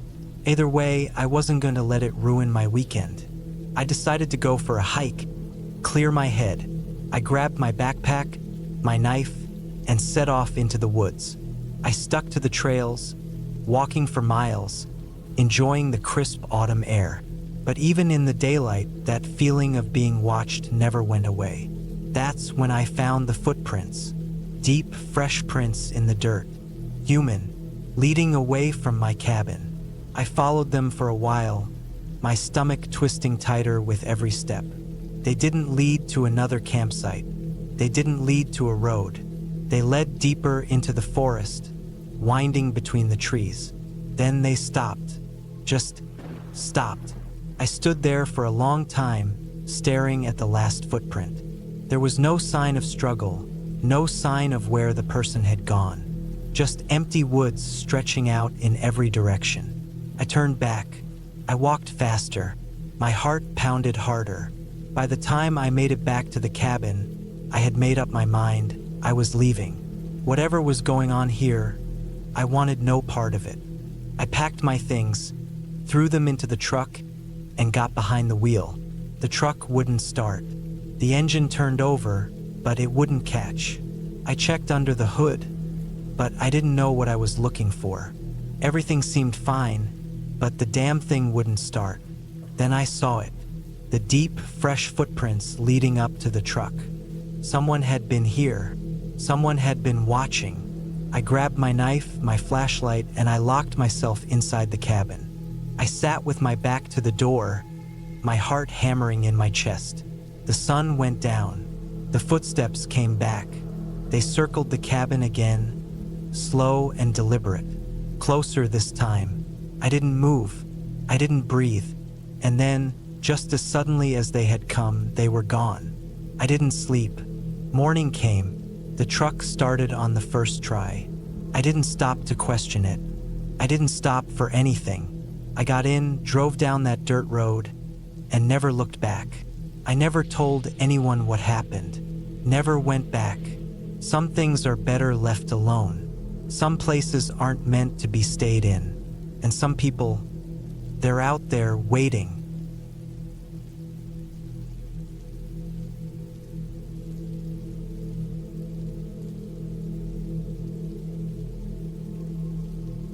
I never liked the idea of cabins much. Something about being isolated in the woods never sat right with me, but I wasn't going to back out of a trip just because of my own discomfort. My gym partner, James, had been pushing me to take a break from the city, to step away from the same old routine of lifting, eating, and sleeping. He was all about balance. Taking time to clear your mind, he said, was just as important as training your body. James had this family cabin upstate, deep in the woods, about a 3-hour drive from where we lived. It wasn't one of those cozy, modern places you see in travel magazines. It was old, basic, and mostly used for hunting trips. His grandfather built it in the 70s, and it hadn't seen much in the way of upgrades. There was no Wi-Fi, no TV, no real connection to the outside world apart from a landline phone that barely worked. I agreed to go, not because I was excited about a cabin trip, but because James wouldn't shut up about how good it would be to step away from everything. He promised a weekend of fresh air, grilling meat, and solid workouts using logs and rocks instead of weights. I wasn't completely sold, but I packed my bag and went along with it. The drive out was uneventful.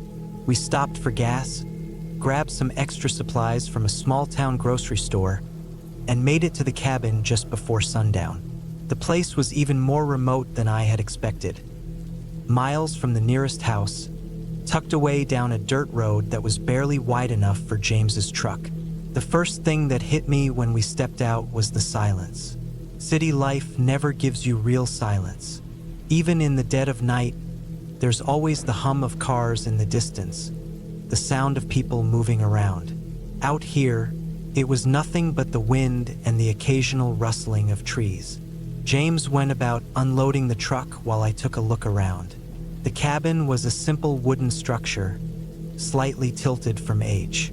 It had one main room with a small kitchen, a bathroom that barely functioned, and a loft area with 2 old mattresses. The place smelled of wood and dust, like it hadn't been properly aired out in years.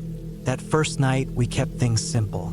We grilled some steaks outside, had a couple of beers, and sat by the fire James had built in the old fire pit. He talked about the workouts we'd do in the morning, how we'd use tree branches for pull-ups and large rocks for deadlifts. It sounded like a challenge, so I played along, acting more enthusiastic than I felt. By the time we went inside, the temperature had dropped significantly. I climbed up to the loft, wrapped myself in my sleeping bag, and stared at the ceiling for a while. The quiet was getting to me. No traffic noise, no sirens, nothing. Just the sound of the wind pushing against the cabin walls. Somewhere in the middle of the night, I woke up. I wasn't sure why at first. Then I heard it, something moving outside. At first, I thought it was an animal. The woods were full of them, after all. But as I listened closer, I realized it sounded heavier than that. It wasn't just some small creature rummaging through the bushes. It was slow, deliberate movement, the kind that came from something or someone walking. I stayed completely still, listening. There it was again. Footsteps, not constant, not rushed. Just the occasional crunch of leaves, the soft snap of a twig underfoot. Someone was out there. I turned to wake James, but he was already sitting up in his sleeping bag. He had heard it too. Neither of us said a word. We just listened. The footsteps didn't seem to be coming closer, but they weren't moving away either. They were circling the cabin. James slowly got up and moved toward the window, peeking through the wooden blinds. I stayed where I was, waiting. The footsteps stopped. I held my breath. Then, after what felt like an eternity, the sound started again. But this time it was moving away. We stayed awake for the next hour, listening. Nothing else happened. Eventually, exhaustion took over, and we both fell asleep again. The next morning, we checked around the cabin. There were no signs of anything unusual. No footprints, no broken branches, nothing. James tried to brush it off as an animal, but I could tell he wasn't convinced. Neither was I. The day went on as planned. We worked out, cooked a big breakfast, and tried to shake off the weirdness from the night before. By the afternoon, I had almost managed to forget about it. Then, while collecting firewood, I found something. Behind the cabin, near the tree-line, there was a clearing. And in that clearing, I saw something that made my stomach turn. Pile of rocks. Not just random rocks, these were arranged in a perfect stack like they had been placed there on purpose. I called James over. He frowned when he saw them, kicking the pile apart with his boot. "Probably just some hunter marking a spot," he muttered, but I wasn't so sure. The rest of the day passed uneventfully. As night fell, we built another fire and sat outside for a while, talking about anything other than the night before. I didn't sleep well that night. Every small sound had me wide awake, listening. But nothing happened. No footsteps. No movement. Just silence. The next morning, we packed up. James seemed eager to leave, though he didn't say why. I wasn't about to argue. As we drove away, I looked back at the cabin. That feeling of being watched hadn't left me. And then, just before we turned onto the main road, I saw it, a new pile of rocks, right where the old one had been, stacked neatly, like nothing had ever disturbed them. I never went back to that cabin. Neither did James. We never talked about it again, but I could tell it bothered him just as much as it bothered me. I don't know who was out there, or why they were circling the cabin. I don't know what the rock piles meant. All I know is that something or someone was watching us, and they wanted us to know it.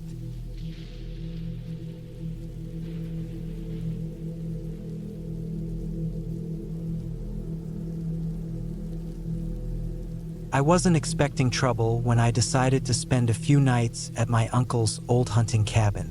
It sat deep in a valley, miles from the nearest town, surrounded by thick forest and rocky hills. It wasn't my first time staying there, but it was my first time going alone. I wanted some peace and quiet. My job had been wearing me down, and I just needed a few days away from people, noise, and stress. The cabin had no electricity, no running water, and no cell service. It was the kind of place where you brought everything you needed with you: food, water, firewood, and fuel for the lanterns. The drive up was rough, the last few miles being little more than a dirt trail winding through the trees. My truck bounced over rocks and potholes, but it handled well enough. By the time I reached the clearing where the cabin sat, the sun was already getting low. The cabin was exactly how I remembered it. Small, weathered, but sturdy. A simple wooden structure with a tin roof, one door, and 2 windows on the front. There was a shed nearby used for storing tools and firewood, and an old outhouse a short walk away. I unloaded my supplies, stacking firewood near the door and setting my cooler inside. The air smelled of pine and damp earth, and the only sounds were the wind moving through the trees and the distant call of birds. It was peaceful. That night, I built a fire in the wood stove, cooked some canned stew, and read by lantern light. Outside, the wind picked up, making the trees creak. I wasn't worried. I had a rifle with me, not that I expected to need it. The most dangerous things out here were probably bears, and they usually kept their distance. I went to bed early, lying on the old cot with my sleeping bag pulled tight around me. The cabin was cold, but the fire helped. I listened to the wind for a while, then drifted off to sleep. I woke up suddenly. Something had pulled me from my sleep, but I didn't know what. The fire had burned low, casting faint, flickering shadows on the walls. The wind had died down. The cabin was silent. Then I heard it, a faint crunching sound outside, like footsteps on frozen leaves. I held my breath, straining to listen. Came again, slow, deliberate. Someone was out there. I sat up carefully, reaching for my rifle. My heart pounded in my chest. I knew for a fact that no one else should be out here. The nearest road was miles away, and I hadn't seen another vehicle or person since I left town. The footsteps stopped. For a long moment, there was nothing, just silence. Then, the sound of something brushing against the cabin wall. I tightened my grip on the rifle, my pulse hammering. I wanted to believe it was an animal, maybe a deer or a raccoon sniffing around, but it didn't feel right. It felt like something or someone was deliberately moving around the cabin. I stayed still, listening. The sound moved to the front of the cabin, near the door. Then, softly, the doorknob rattled. I nearly stopped breathing. Someone was trying to get in. I raised the rifle, aiming at the door. My mind raced. Should I call out? No. If they didn't know I was awake, I wanted to keep it that way. I waited, finger resting on the trigger, every muscle tense. The doorknob rattled again, harder this time. Then it stopped. I didn't move. The silence stretched. Then I heard something even worse, the sound of slow, careful footsteps moving toward the window. I turned my head just in time to see a dark shape pass by the window, blocking out the faint moonlight for just a second. I felt a wave of cold fear wash over me. Whoever it was, they weren't in a hurry. They were taking their time. I stayed frozen, waiting. The footsteps circled the cabin again, moving slowly, deliberately.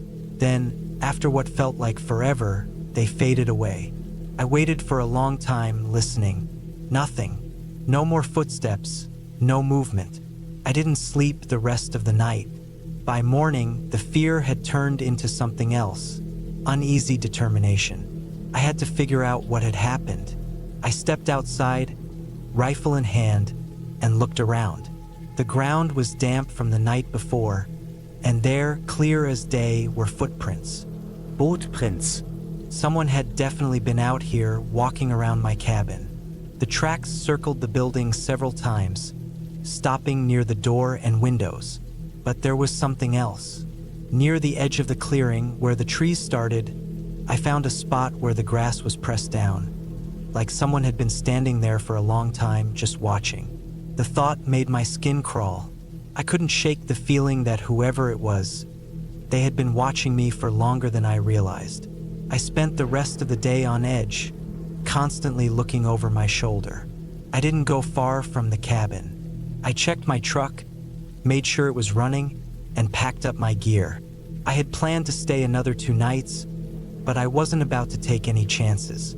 That night, I barricaded the door with a chair and kept my rifle within arm's reach.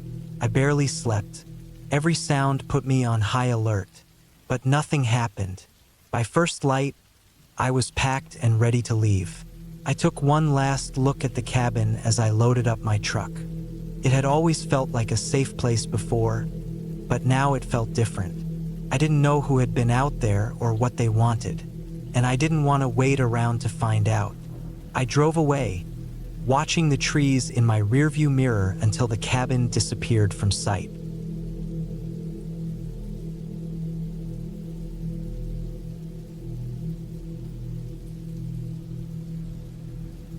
I had been driving for hours. The rain had started as a light drizzle but turned into a steady downpour as I made my way through the winding back roads of northern Montana. The plan was simple: get to the cabin, spend a few nights in peace, and head back to the city before Monday. I needed the break. Work had been draining, and the noise of the city had started to feel like it was pressing down on me. I had rented the cabin from an old man I found through a local listing. It was deep in the woods, far from anything, exactly what I wanted. The last stretch of road was nothing more than a narrow dirt path that led into the dense forest. My truck's tires struggled against the mud, sliding a little with each turn. The headlights barely cut through the rain, making the trees on either side of me look like dark figures standing in the storm. I checked the GPS, but of course, there was no signal. I wasn't worried, though. I had saved the location offline. I reached the cabin just as the last light of day faded. It was small, old, made of weathered wood, and had a slanted roof covered in moss. There was no other sign of life around, just the thick trees and the sound of rain hitting the ground. I grabbed my bag from the passenger seat, locked the truck, and made my way up the creaky wooden steps. Inside, the cabin smelled like damp wood and dust. There was a single bed against the far wall, a small kitchen area with an old propane stove, and a fireplace filled with crumbling logs. It wasn't much, but it was enough. I set my bag down and lit one of the old oil lamps on the counter. The dim yellow light flickered against the walls, casting long shadows. I exhaled. Felt good to be away from everything. I spent the first hour unpacking and getting the fire started. The wood was damp, but after some effort, I got a small flame going. I sat on the edge of the bed, listening to the rain against the roof. The wind picked up, making the old structure groan. I didn't mind. It felt almost comforting. I must have dozed off because the next thing I knew, I was waking up to the sound of my truck alarm blaring outside. My heart slammed against my ribs as I sat up, disoriented. The fire had burned low, and the cabin was filled with shadows.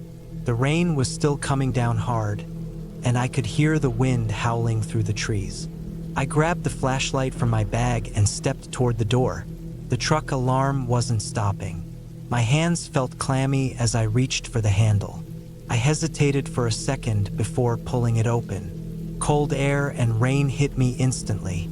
The flashlight beam cut through the darkness, illuminating the truck parked where I had left it. The driver's side door was open. I scanned the area, my breath coming in quick, sharp bursts.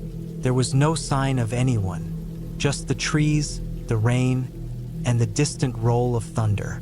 My boots sank into the mud as I stepped off the porch, my flashlight moving over the ground. No footprints, nothing. I reached the truck and shut off the alarm. The silence that followed was thick, almost suffocating. The inside of the truck was empty. The keys were still in my bag inside the cabin, so there was no way anyone could have started it. I swallowed hard and closed the door. I turned to head back inside when I saw something in the trees. A shape, a figure standing just beyond the reach of my flashlight. My pulse spiked. I pointed the beam toward it, but by the time the light hit the spot, it was gone. My breathing was too loud in my ears as I took a step back. My mind was racing, trying to come up with a reasonable explanation. Maybe I was just seeing things. Maybe the storm and lack of sleep were getting to me. I didn't wait to find out. I turned and rushed back inside, locking the door behind me. My hands were shaking as I grabbed the old hunting rifle from the rack above the fireplace. I checked the chamber. It was loaded. I set it down beside me and tried to slow my breathing. The night stretched on. Every sound outside made my nerves tighten. The wind, the rain, the creaking of the trees. I sat with the rifle in my lap, listening, waiting.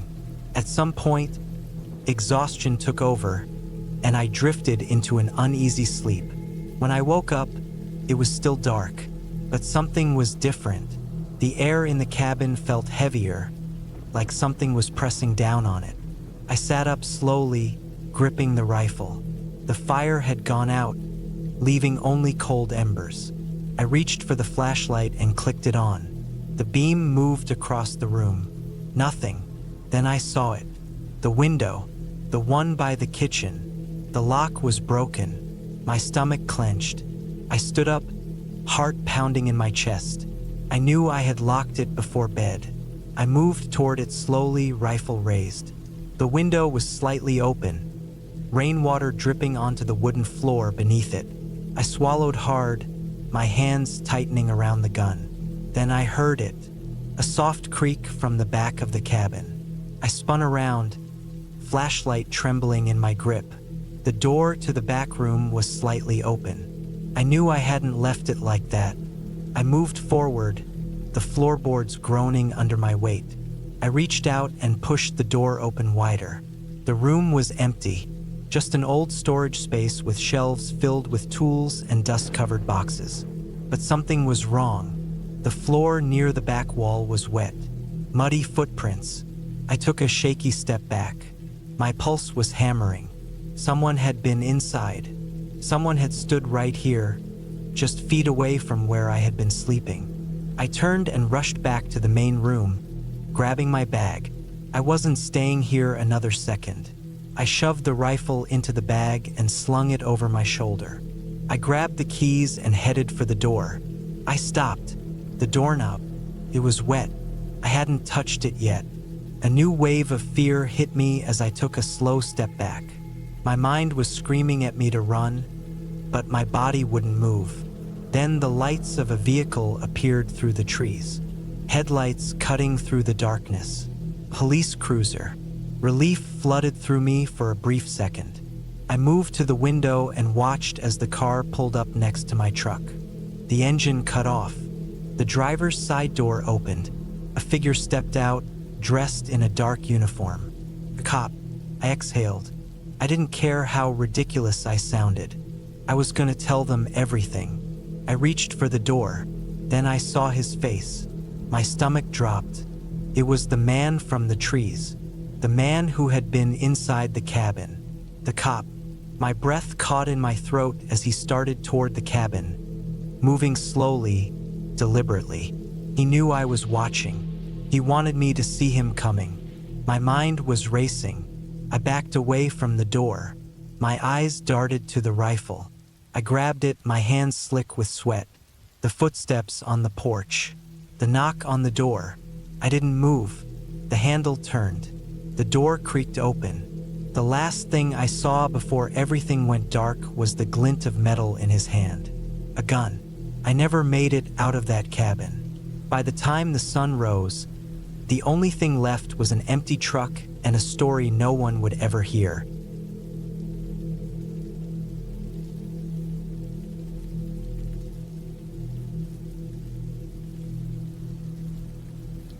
I inherited my grandfather's farm cabin after he passed. It was deep in the woods, surrounded by fields that had long been abandoned. The place had been in the family for decades, but nobody lived there anymore. It was old, worn down, and isolated miles from the nearest paved road. I had no plans to move in, but I thought I'd spend a few weeks fixing it up, clearing out the junk, and maybe selling it. The drive out there took hours. The closer I got, the fewer signs of life I saw. The trees grew thick, cutting off sunlight. The dirt road narrowed until it was barely wide enough for my truck. Eventually, the cabin came into view. A squat wooden structure with a sagging roof. Its once red paint faded to a dull brown. Weeds had overtaken the yard, and the barn beside it leaned like it was moments from collapsing. I parked in front and stepped out. The air was thick with the smell of damp wood and rotting leaves. The place had been empty for years, and it showed. The windows were streaked with grime. The porch creaked under my weight, and a rusty padlock hung on the door. I dug out the old key and twisted it in the lock. Stuck at first, then gave way with a snap. Inside, dust coated every surface. Cobwebs stretched across the rafters. The furniture was the same as I remembered from childhood visits. Heavy wooden chairs, a thick dining table, an old wood stove in the corner. I dropped my bag and walked through the rooms, opening windows to let in fresh air. Everything was exactly as my grandfather had left it. His coat still hung by the door, His boots sat by the fireplace. A half-empty bottle of whiskey rested on the table. I spent the first day cleaning. The place was a mess, but nothing was broken beyond repair. By nightfall, I was exhausted. I made a quick dinner, poured myself a drink, and sat on the porch. The night was silent except for the wind rustling the trees. The nearest neighbors were miles away. No cars, no voices, just the sounds of the woods. That first night, I barely slept. I kept waking up, convinced I had heard something outside. A branch snapping, leaves crunching, soft, deliberate footsteps. Every time I sat up, the cabin was silent again. It was probably just animals. Coyotes, maybe. Still, I locked the door and kept my hunting knife within reach. The second day, I focused on the barn. It was in worse shape than the cabin. Half the roof had caved in, and the inside smelled of mold and damp hay. I sorted through old tools, tossing out anything rusted beyond use. As I worked, I kept getting this strange feeling, like I was being watched. I'd stop, glance toward the trees, and see nothing but empty woods. Then I found the trapdoor. It was half buried under piles of rotting wood, just a thick slab of old timber with a metal ring in the center. I hesitated before pulling it open. The hinges groaned. A gust of stale air rushed out, thick with the scent of damp earth. A ladder led down into the darkness. I grabbed a flashlight from my truck and climbed down. The space below was small, maybe 10 feet by 10 feet, with wooden walls and a dirt floor. It looked like an old storage cellar. There were shelves lined with glass jars, most of them empty or shattered.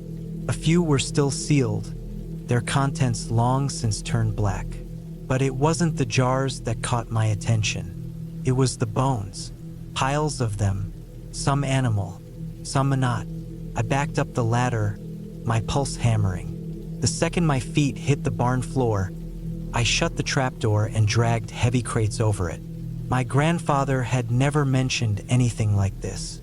I had no idea who had used that space or why, but I didn't want to find out.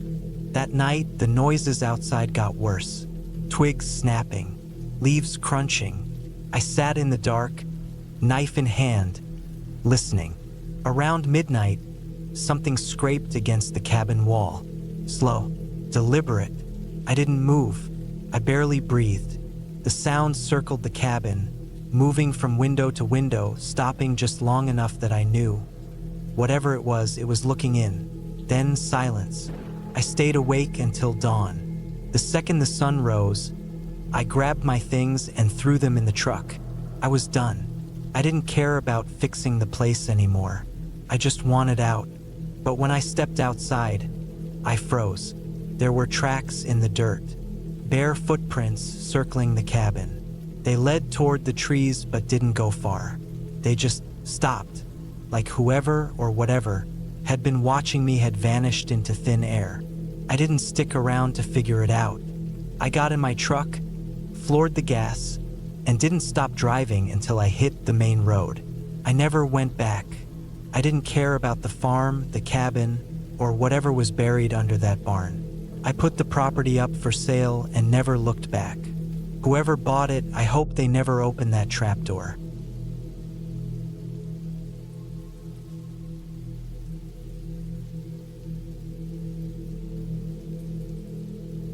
I was never the type to believe in the uncanny, and I certainly never thought I'd find myself in a situation where I'd be questioning every single thing I knew about safety, about my instincts, about the way people can be.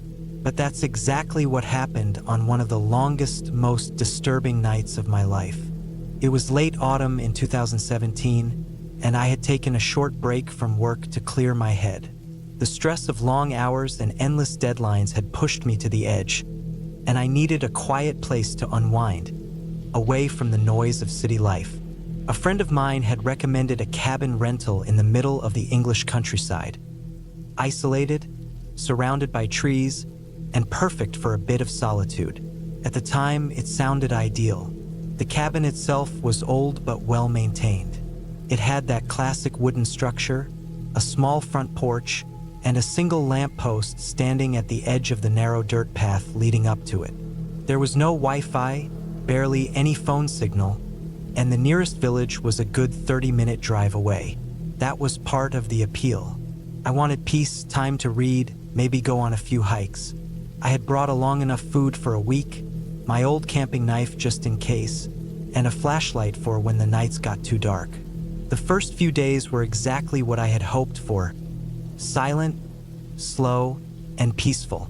I would wake up to the sound of birds outside, step onto the porch with a cup of coffee, and watch as the morning mist rolled through the trees. The crisp autumn air had that familiar scent of damp leaves and wood smoke, and for the first time in a while, I felt like I could breathe. Then, on the fourth night, everything changed. It had been a long day of hiking. The trails in the area were mostly untouched, barely marked, and I had spent hours wandering through the woods, taking in the stillness. By the time I got back to the cabin, the sky had already begun to darken, and the temperature had dropped noticeably. I made myself a quick dinner, locked the door as I always did, and settled into an old armchair by the window with a book. The only sounds were the occasional rustling of leaves outside and the faint creaks of the old wooden structure shifting in the cold. It must have been close to midnight when I saw her. At first, I wasn't even sure if my eyes were playing tricks on me. The window was small, positioned just beside the front door, and the glass was slightly fogged from the cold. But beyond the dim light of the porch, past the lone lamp post at the edge of the path, I could see her standing just within the tree-line. She wasn't moving. She was just standing there, still as a statue, facing directly towards the cabin. My first thought was that maybe she was lost. Maybe she had wandered off from a nearby trail or from another cabin, though I knew for a fact there weren't any others nearby. I stared for a long moment, waiting to see if she'd do anything. Wave, step forward, call out, but she remained perfectly still. It was hard to make out any details from that distance, but I could tell that she was wearing something light-colored, possibly a dress or a coat. Her hair was long and unkempt, hanging over her face slightly. Something about the way she stood there, completely silent, sent a chill through me. I told myself I was overreacting. Maybe she was just some camper or a local woman who had taken a wrong turn. But deep down, something didn't sit right. Why would she just be standing there? Why not come closer if she needed help? Minutes passed. I kept looking up from my book, hoping she'd be gone. But every time my eyes flicked to the window, she was still there, still not moving. That was when I decided to double-check the locks. The front door was bolted, the back door too. The windows were all shut and latched. There was no way she could get in, and yet I couldn't shake the unease crawling up my spine. I turned off the main lights, leaving only the dim glow of a lamp by the armchair. Maybe if she thought the cabin was empty, she'd move on. But she didn't. An hour passed, then two. She never moved. I hardly slept that night. I kept waking up, peeking through the window to see if she was still there. Every single time she was same spot, same position. By morning, she was gone. I should have left then, packed my things and driven straight back to the city. But I convinced myself it had just been some strange misunderstanding. Maybe she had left when she saw the lights go out. Maybe she had been waiting for someone who never showed. I went about my day as usual, trying to push the night's events from my mind. But I kept feeling like I was being watched. Even in broad daylight, I couldn't shake that eerie sensation of unseen eyes on me. That night, she came back. This time, she was closer. I spotted her just past the lamppost, halfway between the trees and the cabin. Again, she was completely motionless, her face obscured by her tangled hair. I felt sick. The air in the cabin felt heavier, like the walls were closing in. My hands were clammy, and I couldn't force myself to look away from the window. Something was wrong. I knew then that this wasn't just some lost traveler or a harmless wanderer. She was watching me, And for the first time in my life, I understood what real, gut-deep fear felt like. I didn't sleep. I didn't move from my chair. I just sat there, gripping my flashlight and knife, waiting for the first sign of movement from her. But she never moved. Morning came. She was gone. I left that afternoon. I threw my things into the car and sped down that dirt road without looking back. I never found out who she was. I never went back to that cabin. But sometimes, even now, when I look out my window late at night, I get that same crawling feeling on the back of my neck, like I'm being watched.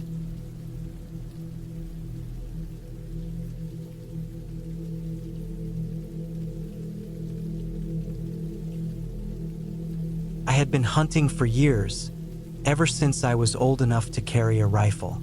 My father had taught me the basics, how to track, how to stay quiet, how to respect the land. But over time, I preferred hunting alone. There was something peaceful about being deep in the woods with nothing but the sound of leaves crunching underfoot and the distant call of birds overhead. Felt right. This trip was supposed to be like any other.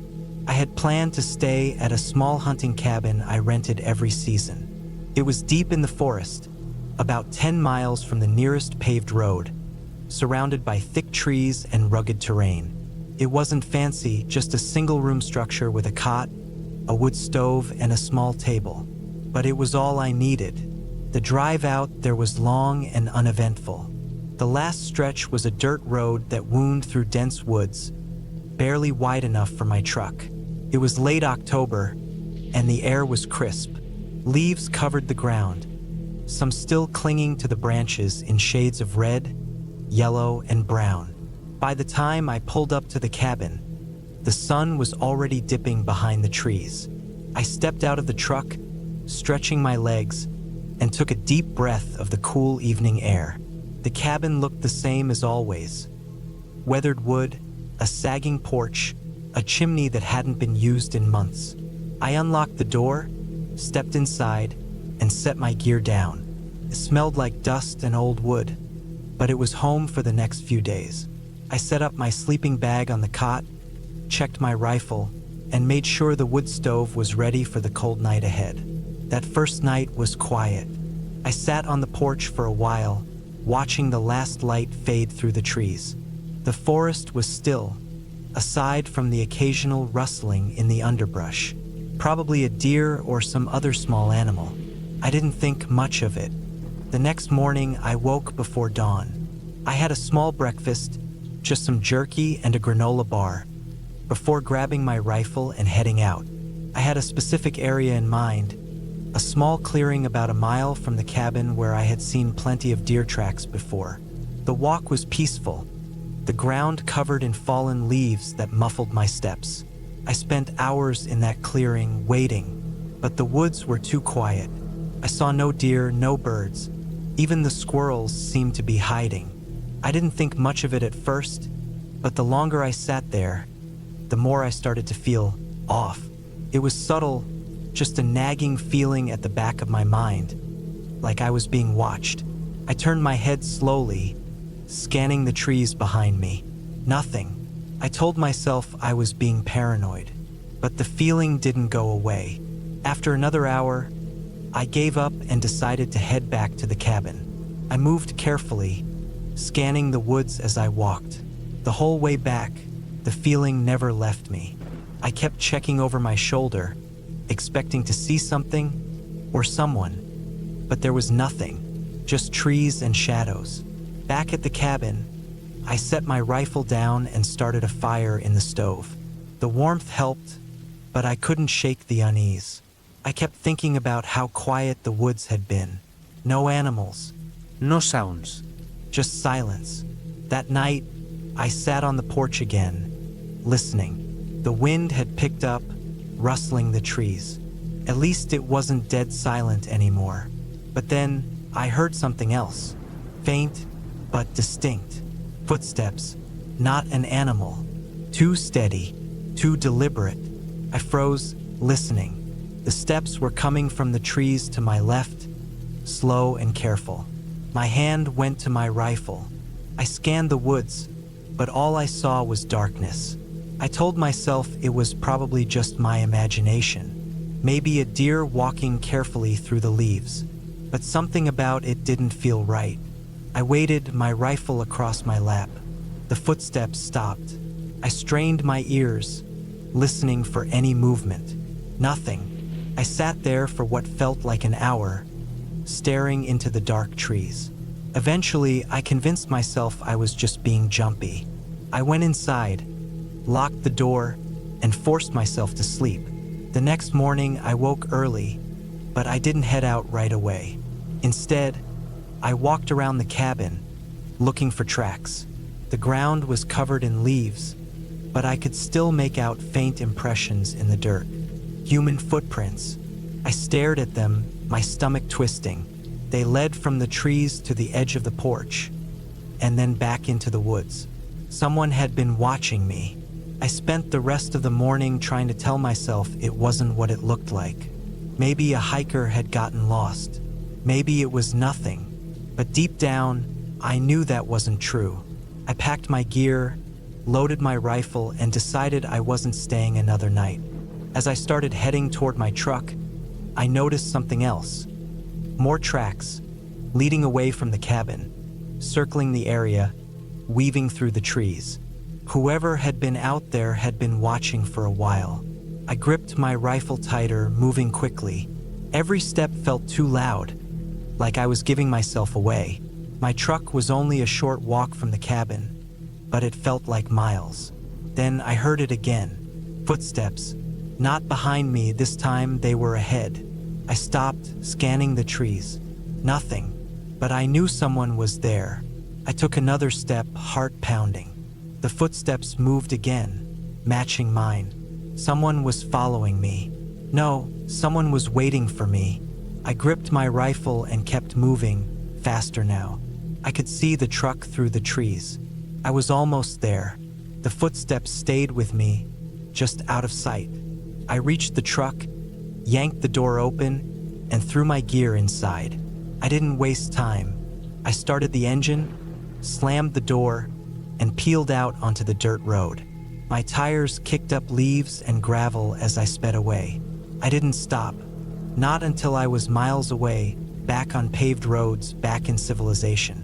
Even then, I couldn't shake the feeling. Someone had been out there, watching me, following me, maybe even waiting for me.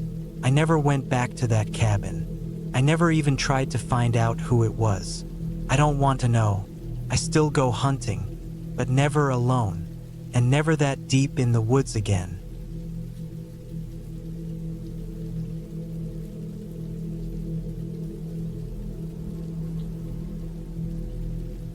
It was late September when my wife and I decided to take a trip to a cabin. We had been working long hours, barely seeing each other during the week, and I could feel the strain it was putting on us. We weren't fighting, but the silence between us had started to feel heavier. A few days away, just the two of us seemed like exactly what we needed. I found a cabin deep in the woods, a few hours away from the nearest town. It wasn't anything fancy, just a small, rustic place with no Wi-Fi, no cell service, and no distractions. It was owned by an older man who rented it out on and off throughout the year. The listing had said it was secluded and perfect for a quiet retreat. That was exactly what we wanted. The drive out took longer than expected. The road was winding and uneven, with long stretches of nothing but trees. The deeper we went, the more the landscape changed. The trees grew taller, denser. The air got colder. My wife sat quietly in the passenger seat, watching the road. When we finally arrived, the cabin looked exactly like the pictures. Small, dark wood, with a wraparound porch and a single light above the door. There was a small shed off to the side and a pile of chopped firewood stacked against the wall. The man who owned the place had told us over the phone that there wouldn't be anyone else around for miles. That was the whole point. We wanted to be alone. The first evening passed without anything unusual happening. We unpacked, made dinner, and sat outside for a while, listening to the sounds of the forest. There were no highways nearby, no other cabins in sight, just the thick woods stretching out in every direction. It wasn't until the second night that I started to feel something was off. I had woken up in the middle of the night for no particular reason. It was dead silent, not even the usual sounds of the forest, the wind in the trees, the distant calls of animals. Just nothing. I sat up in bed, listening. My wife was still asleep beside me. I glanced at the window, expecting to see the trees shifting in the wind, but they stood completely still. I didn't know why, but I felt uneasy, like something was outside. I got up and walked to the front door. I didn't open it, just stood there listening. Then I heard it, a sound, faint but clear, something moving in the trees. It wasn't a small animal. I had spent enough time outdoors to know the difference. This was heavier, slow, deliberate footsteps moving just beyond the tree line. I stayed there for a long time, waiting for whatever it was to pass. Eventually, the sound faded. I told myself it was nothing. A deer, maybe. The next morning, I almost convinced myself I had imagined it. My wife didn't seem to notice anything was wrong. She made coffee, stepped outside to sit on the porch, and talked about hiking to the lake. I didn't say anything. We spent most of the day exploring. There was an old trail behind the cabin that led deeper into the woods. It wasn't well maintained, but we followed it for a while. The deeper we went, the more I felt that strange unease creeping back. Something was off about the forest. I couldn't put my finger on it at first, but after a while, I noticed the trees. They were different from the ones near the cabin, older, thicker, almost unnaturally tall. The bark was rough and dark, the branches tangled high above us, blocking out most of the sky. It felt like we had stepped into a different place entirely. I glanced at my wife. She was looking around too, her expression unreadable. "We should head back," I said. She nodded. We turned around and started back the way we came. I tried to shake the feeling that something was watching us. That night, I woke up again. The sound was back, closer this time. I sat up, heart pounding, and listened. The footsteps were slow, steady, moving through the trees right outside the cabin. Then they stopped. For a long time, there was nothing. And then, just as I started to think maybe it was gone, a sound, a soft, deliberate scrape, like something dragging against the wood of the cabin. I reached for the flashlight beside the bed. My hands were shaking. I didn't wake my wife. I didn't want to scare her. Slowly, I got up and moved to the window. I didn't see anything at first, just the trees, the faint outline of the shed. Then movement. Something stepped back into the trees. I only saw it for a second, just a dark shape, taller than any man, moving too smoothly, too quietly. And then it was gone. I stayed there for a long time, watching. Eventually, I forced myself to lie back down. I didn't sleep.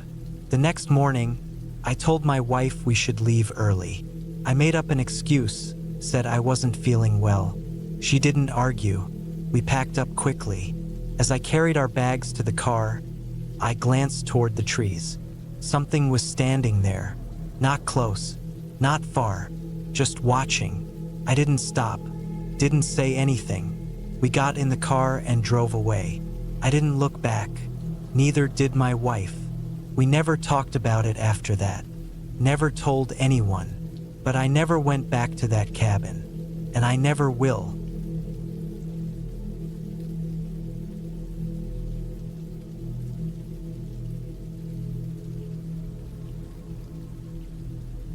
It was late October when I took the trip to my grandfather's old hunting cabin deep in the Montana wilderness. The place had been in my family for decades, a simple wooden structure with a metal roof, tucked away in a thick forest of pines. My grandfather had built it in the 1950s, back when he used to hunt out here every winter. After he passed, my father had maintained it for a while, but in recent years it had mostly sat abandoned. I was 33 at the time, recently divorced, and looking for a quiet place to clear my head. The cabin was remote. No cell service, no running water, no electricity. Just a wood-burning stove, an old cot, and a few shelves lined with canned food that had probably expired years ago. That was exactly what I needed. I drove as far as I could on the dirt road before the truck got stuck in thick mud. I had expected this. It had rained the night before, and these roads weren't meant for anything other than ATVs.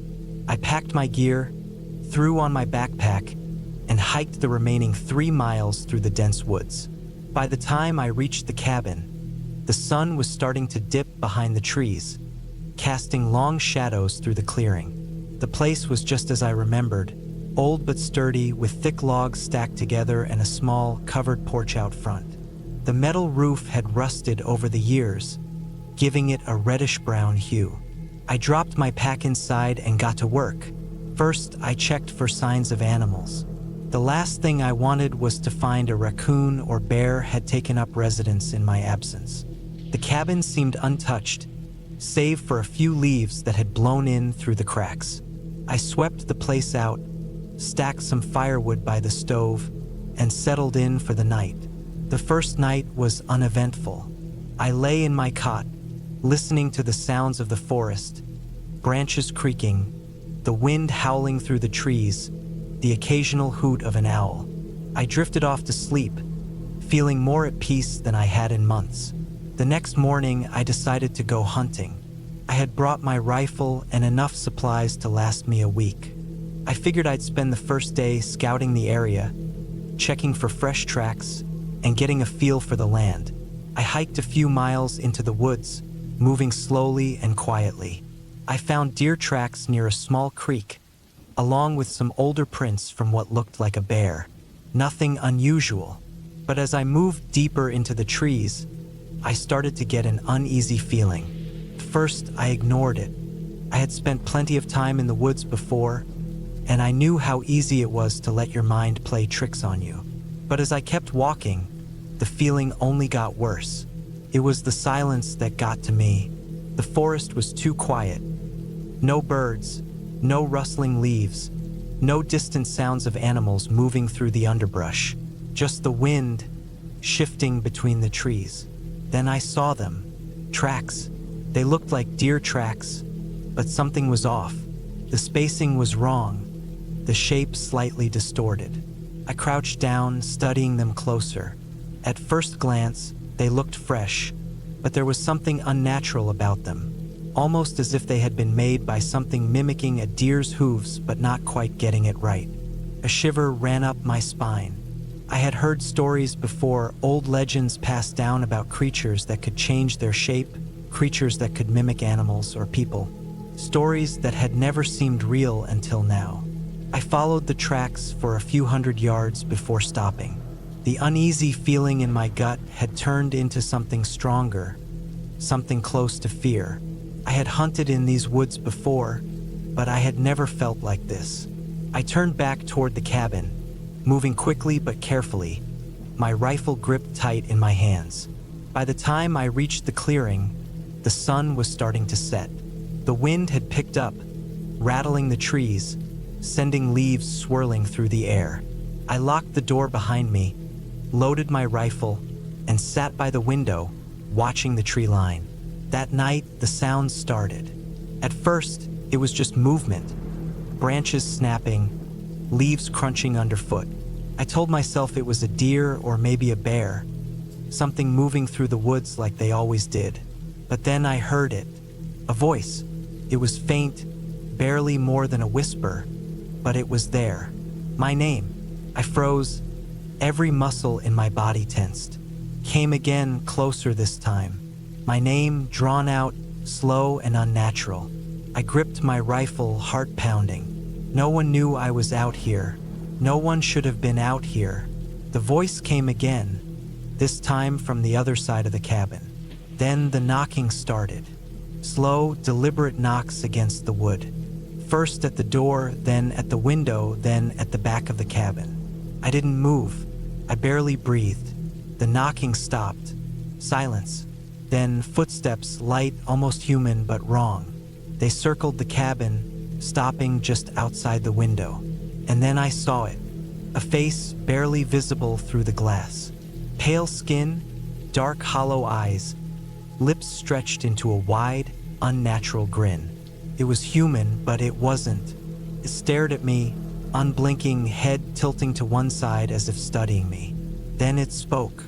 My voice. I don't remember falling asleep. I don't even remember moving from that spot. But when I woke up, the sun was rising and the cabin was quiet. The only proof that anything had happened were the tracks outside. Hoof prints, but they weren't quite right. I didn't stay another night. I packed my things, left everything I couldn't carry, and hiked back to my truck as fast as I could. When I reached the road, I didn't look back. I didn't stop until I was miles away. I never went back to that cabin. I don't know what I saw that night. I don't want to know, but I know one thing. Something was out there, and it knew my name.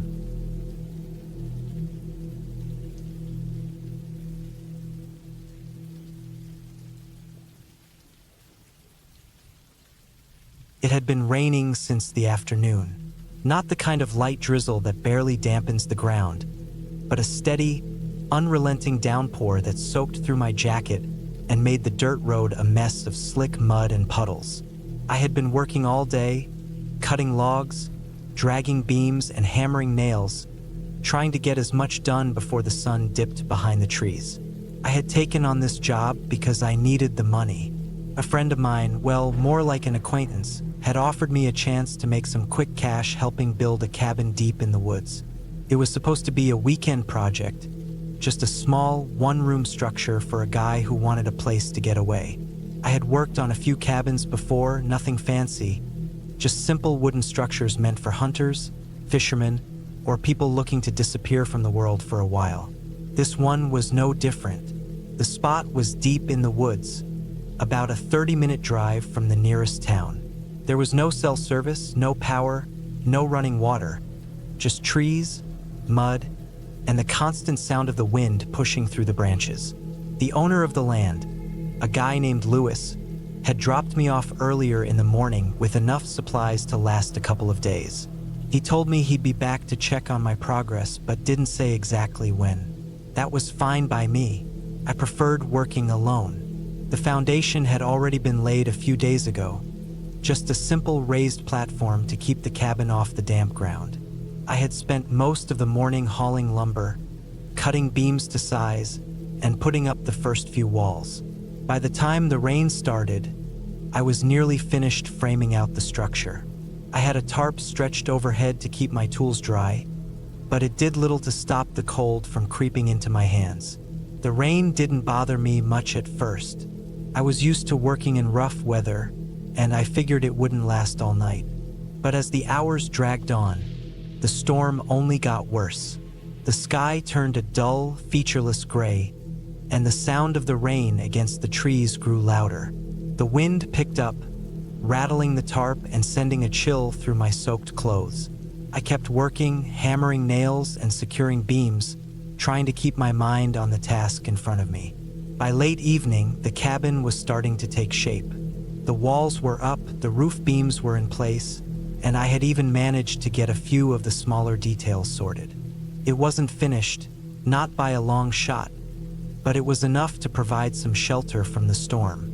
I decided to call it a night and get a fire going. I set up my small camping stove inside the cabin, lighting it carefully to make sure the flames didn't catch on the damp wood. The space was cramped, barely big enough for me to stand up straight, but it was dry.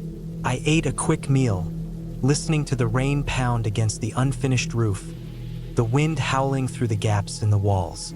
That's when I noticed something. It was faint at first, just a shift in the air, a subtle change in the rhythm of the rain. I told myself it was nothing, just the wind playing tricks on me. But then I heard it again, a sound that didn't belong, a branch breaking. It was close, too close. I put my food down, listening carefully. The storm made it hard to hear anything clearly, but I knew the sound of a branch snapping underfoot. It wasn't the wind. Something or someone was out there. I reached for my flashlight and shined it through the gaps in the cabin walls. The trees swayed in the wind, their branches casting long, shifting shadows across the ground. I scanned the area, looking for movement, but I didn't see anything. Just rain and darkness. Maybe it was just an animal. A deer, a raccoon, something harmless. I tried to shake it off, but my gut told me otherwise. Something felt off. I went back to my meal, but I couldn't relax. Every few minutes, I found myself glancing toward the door, my ears straining to catch any sound over the rain. The wind was getting stronger, shaking the unfinished walls, making the entire cabin creak like an old ship. And then I heard it again, closer this time. Another snap, a heavy footstep in the mud. I grabbed my hammer, the closest thing I had to a weapon, and stood up slowly. The cabin wasn't finished. There was no door yet, just an open frame where it would eventually go. I edged toward it, heart pounding, and peered outside. Nothing, just rain, trees, and darkness. I took a step outside, my boots sinking into the mud. The air was thick with the smell of wet earth and pine. I swept my flashlight across the trees, looking for movement, but everything was still. The only sound was the relentless drumming of rain against the leaves. I stayed there for a long time listening, but there was nothing.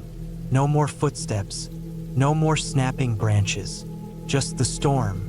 Eventually, I told myself I was being paranoid. Maybe the wind had knocked down a branch. Maybe my own nerves were getting the better of me. Either way, I needed sleep. I went back inside and set up my sleeping bag in the driest corner of the cabin. The walls weren't fully sealed yet, so the wind still found its way through, but it was better than nothing. I lay down, staring at the wooden beams above me, listening to the rain. I must have dozed off at some point because the next thing I knew, I was awake again, and something was wrong. The rain had stopped. The wind had died down. It was silent, too silent. I sat up slowly, my breath coming in short, shallow gasps. Something about the stillness felt unnatural, like the entire forest was holding its breath. And then, just outside the cabin, I heard it. A slow, deliberate footstep, followed by another, closer, the sound of wet boots sinking into the mud. I reached for my flashlight, but I hesitated. If I turned it on, whatever was out there would know exactly where I was. I held my breath, gripping my hammer so tight my fingers ached. Then, right outside the open doorway, I saw it. A figure, tall, motionless, standing just beyond the frame. I couldn't see its face, just the outline of its body against the darkness. It didn't move. I didn't move. For what felt like an eternity, we stayed like that.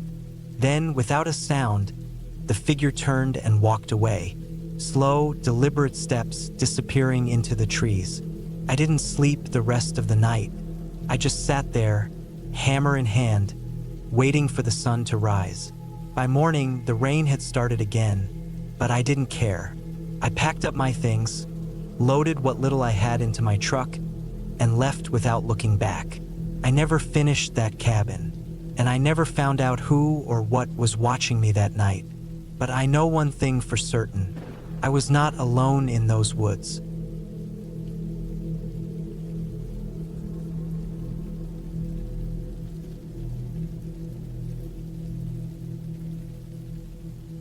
I never planned on staying in that cabin. It wasn't something I had in mind when I set out that afternoon. The plan was simple.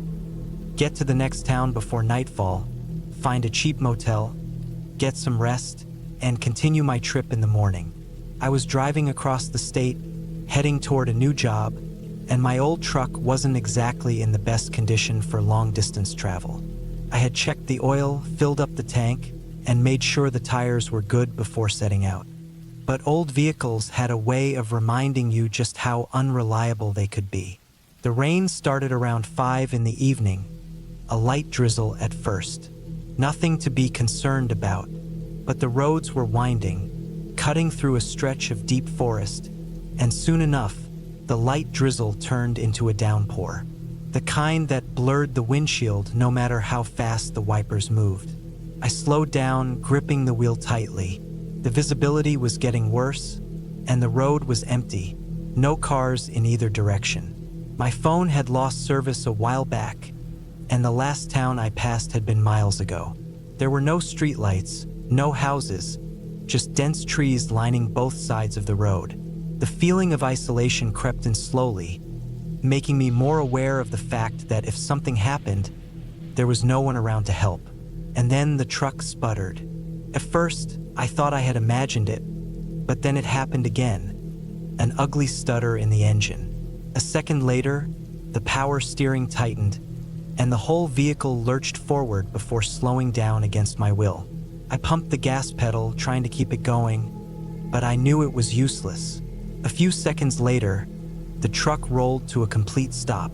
I tried the ignition, cranked but refused to start.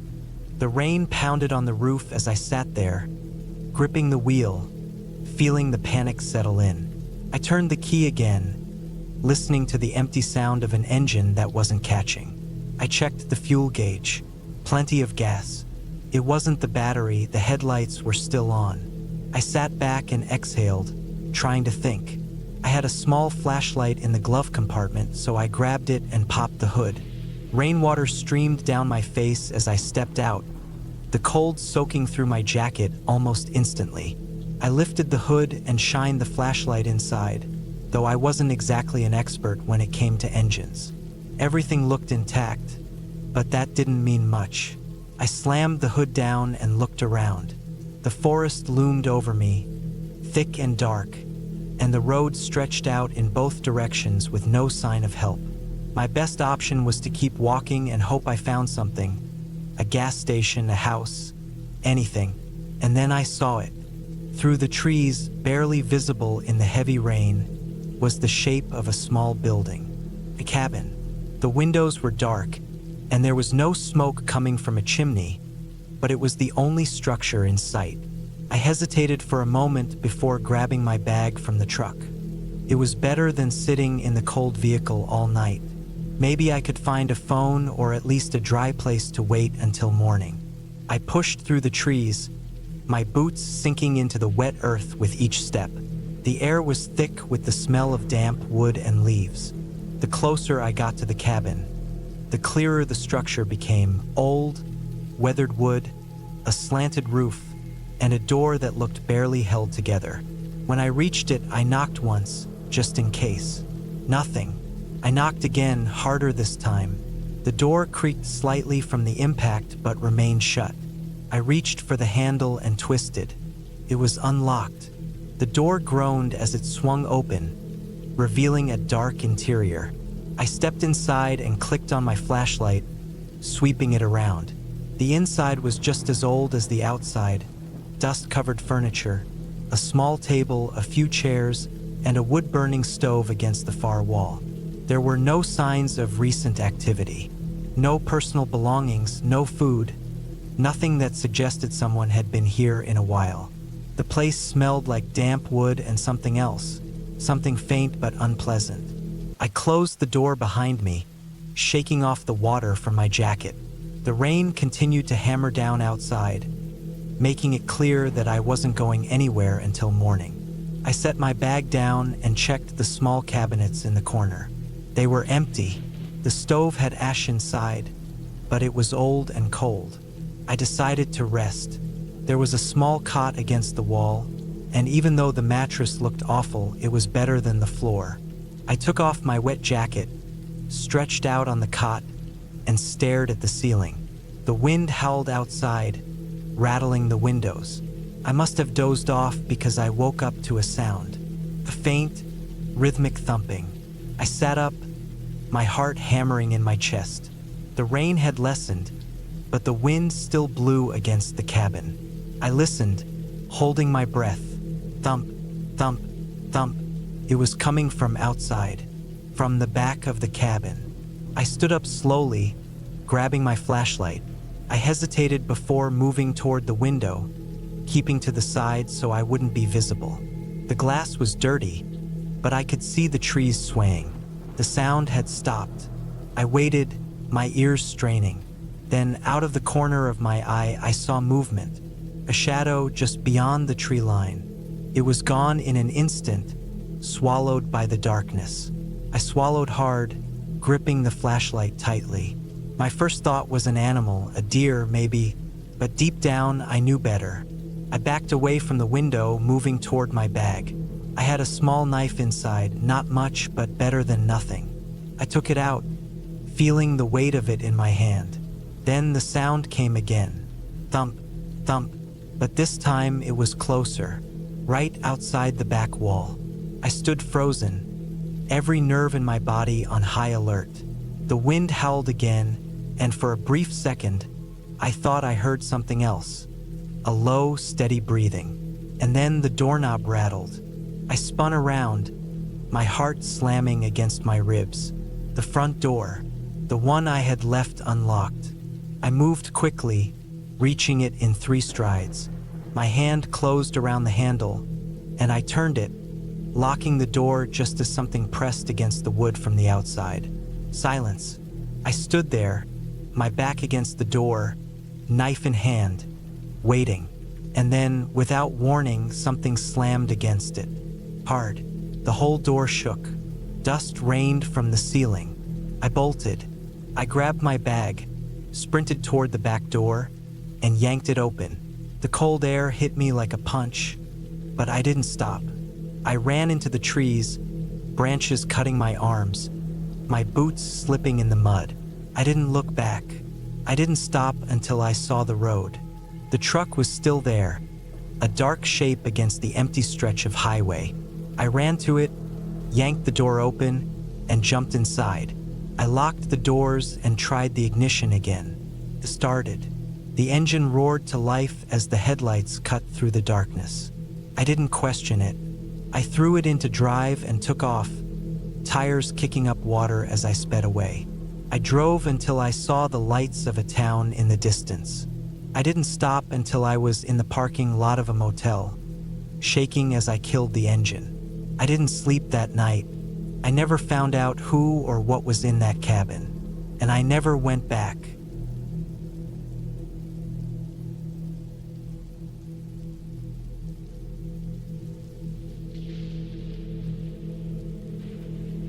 I didn't even know my boss had a cabin out there until that night. It was late, a little past midnight, and I was driving home after a long shift at the construction site. The site was a good hour out from the nearest town, and the drive back took me through miles of wooded back roads, barely lit except for my truck's headlights. I had taken this route plenty of times before, but I had never noticed the cabin. Maybe it was because I usually didn't pay much attention to anything outside the road, just trying to stay awake, get home, and get some sleep before the next shift. That night, though, I noticed it. It wasn't like it stood out. The cabin was set back a little off the road, tucked between thick trees. The only reason I even saw it was because my headlights happened to catch the edge of the driveway as I rounded a bend. The road was slick from the rain earlier, and I had been taking the turns slow, not wanting to skid off into a ditch. As I passed, I caught a glimpse of the cabin itself. A dark, squat shape barely visible through the trees. There was a single light on inside, a dim yellow glow spilling from a window. I didn't think much of it at first.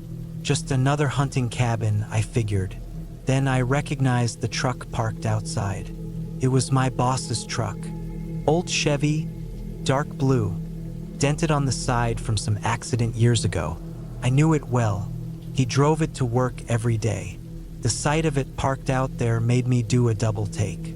I never knew he had a cabin. He never talked about it.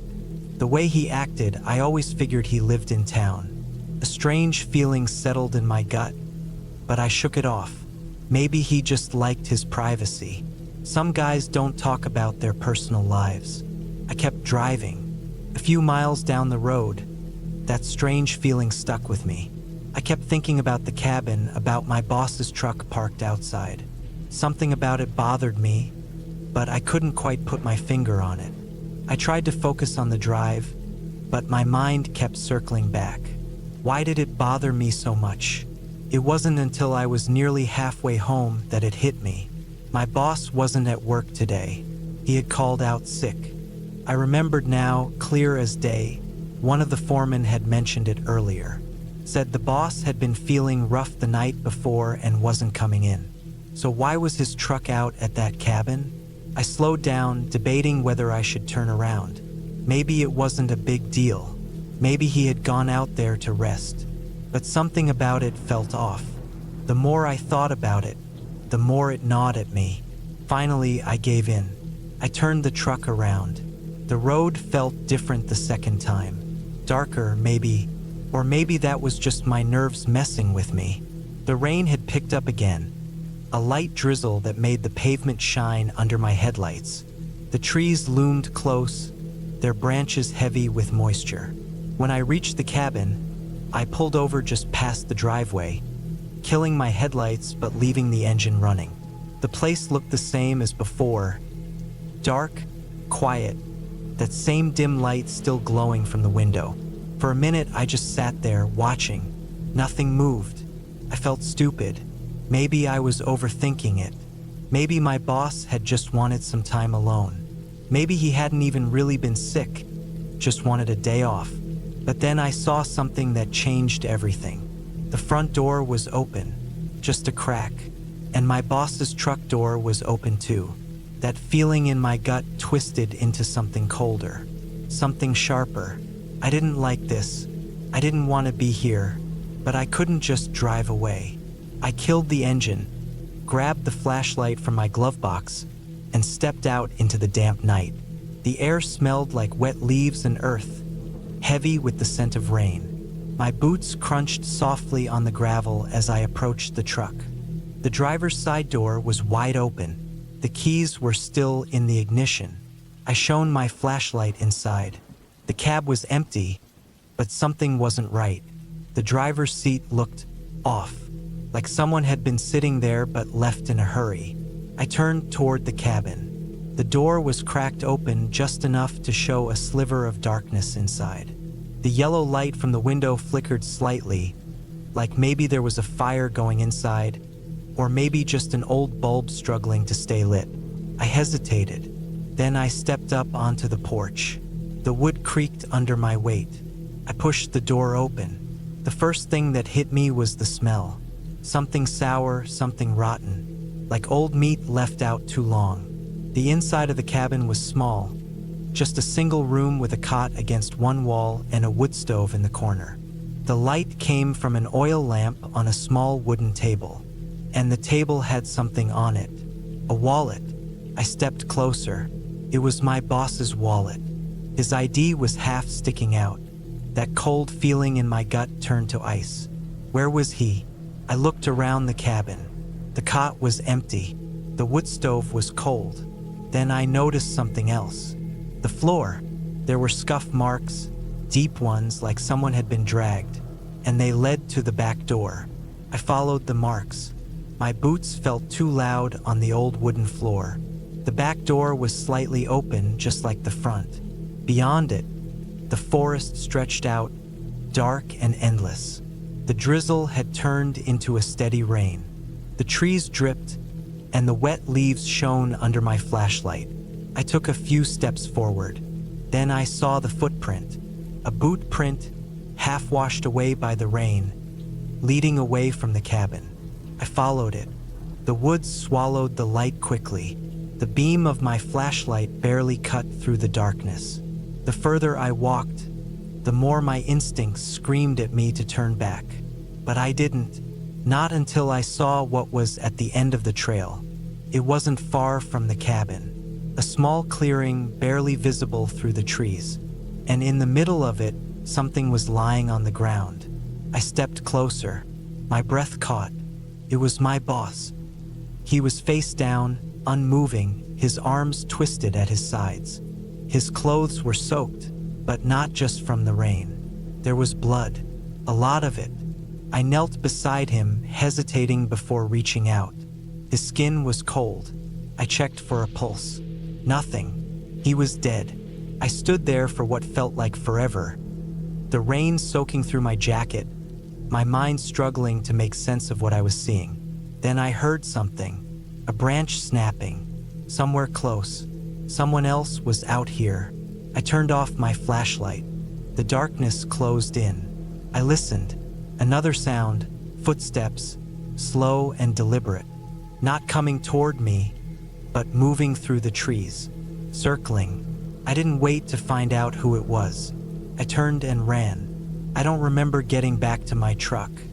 I just remember slamming the door, locking it, and peeling out of there as fast as I could. The road blurred past me. My hands were shaking so bad I could barely keep the wheel steady. I didn't stop until I reached town. I called the police, told them what I had found. They went out there, found my boss's body just like I had. But they never found who did it. No footprints. No evidence. Nothing. Just an empty cabin and a dead man. And whoever had been out there that night watching me, waiting. I never took that road again.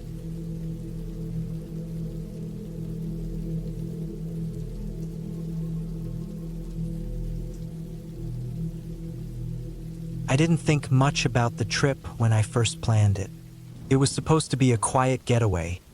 Just me, a small cabin, and the woods. I had some time off work, and I needed to clear my head. Life in the city had gotten too loud, too fast. I figured a few days out in nature would do me good. The cabin belonged to an old friend of my dad's. He had bought it years ago as a hunting retreat but barely used it. It wasn't anything fancy, just a simple wooden structure deep in the forest, about a 20-minute drive from the nearest paved road. No cell service, no neighbors. That was exactly what I wanted. The road leading up to the cabin was rough. It was more of a dirt path than a road, and I could feel my tires struggling against the loose gravel and mud. Tall trees stretched high on both sides, their branches tangled together, blocking most of the sky. It was late afternoon, but under that thick canopy, it felt closer to evening. When I finally reached the cabin, I parked my truck out front and stepped out. The air was cool, carrying the smell of damp earth and pine. The cabin itself was smaller than I had imagined, just a single-story structure with a front porch and a slanted roof. The wood looked old but sturdy, darkened by years of exposure to the elements. I grabbed my bags and unlocked the door. Inside, it was exactly what I expected, basic, a little dusty, but functional. A small kitchen with an old gas stove, a living area with a fireplace, and a bedroom in the back. There was a single window in the bedroom, looking out into the forest. I dropped my things on the bed and decided to take a quick walk before it got dark. The forest was quiet, too quiet. I hadn't heard a single bird since arriving. No rustling leaves, no distant animal sounds, just an eerie stillness. I pushed the thought aside and kept walking, following a narrow trail that led deeper into the woods. I walked for maybe 20 minutes before deciding to turn back. The last thing I wanted was to get lost before my first night out here. By the time I got back to the cabin, the sun was gone. The sky had turned a deep shade of blue, and the temperature had dropped. I went inside, locked the door, and lit a fire in the fireplace. The crackling flames filled the room with a dim, flickering light. I made myself a simple dinner, sat in the old wooden chair by the fire, and ate in silence. The stillness outside had started to bother me. It wasn't just quiet, it was unnaturally quiet. I should have heard insects, at least, or the wind in the trees. But there was nothing. I told myself I was just being paranoid. I was too used to the city. Maybe this was just how deep woods were at night. After finishing my food, I cleaned up and got ready for bed. The cabin had no electricity, just an old oil lamp that cast long, shifting shadows on the walls. I climbed into bed, pulled the blankets over me, and closed my eyes. Then I heard it. A soft crunch came from outside. At first, I thought it was my imagination, But then it came again. A slow, deliberate step, leaves rustling underfoot. I held my breath and listened. The sound was coming from the front of the cabin. Someone or something was out there. I reached for the flashlight I had packed and slowly sat up. My heart was pounding. I listened again. Silence. Had it been an animal? A deer? Maybe? I waited, barely breathing. Then came another sound. A soft tap against the front porch. Not a knock. Not something natural. It was light, like the edge of a boot brushing against the wood. I tightened my grip on the flashlight and quietly moved to the window. The glass was dark, reflecting only the faint glow of the lamp inside. I couldn't see anything beyond the porch. I stayed there for several minutes, watching, listening. Nothing happened. Maybe it had just been my mind playing tricks on me. I forced myself to lie back down, but sleep didn't come easily. I kept listening, waiting for another noise, but eventually exhaustion won. I don't know how long I slept, but when I woke up, something felt wrong. The room was colder than before. The fire had died down to embers, leaving only a dim orange glow. I sat up slowly, rubbing my eyes. Then I noticed it. The front door was open, not just unlocked, wide open, swinging gently on its hinges. A wave of panic hit me. I had locked it. I was sure of that. I grabbed my flashlight and scanned the room. Nothing looked disturbed. My bags were still where I left them. The fireplace tools were still leaning against the stone hearth. But the door, I got out of bed, heart hammering in my chest, and stepped toward it. I shined the flashlight outside. The porch was empty. The dirt path leading into the woods looked undisturbed. I stepped outside, scanning the area. The truck was still there. The trees stood tall and motionless in the darkness. Then I saw them. Footprints. Deep, deliberate prints in the damp earth, leading from the treeline to my porch. And then away again. I turned quickly, shining the flashlight all around me. My breathing was shallow. I felt exposed, vulnerable. I backed into the cabin and locked the door. This time, I double-checked it. Then I shoved a chair under the handle. I didn't sleep the rest of the night. I sat in the chair, flashlight in hand, listening to the silence outside. Morning couldn't come fast enough. When the sun finally rose, I grabbed my things and made my way to the truck. I didn't even stop to eat. I threw my bags into the back seat, started the engine, and took one last look at the cabin. Then I saw something that made my blood run cold. On the window, written in the dust on the glass, were 3 words: "See you tonight." I slammed the truck into reverse and tore down the dirt road, not stopping, not looking back. I never went back to that cabin. I never told anyone what happened, either, and I don't think I ever will.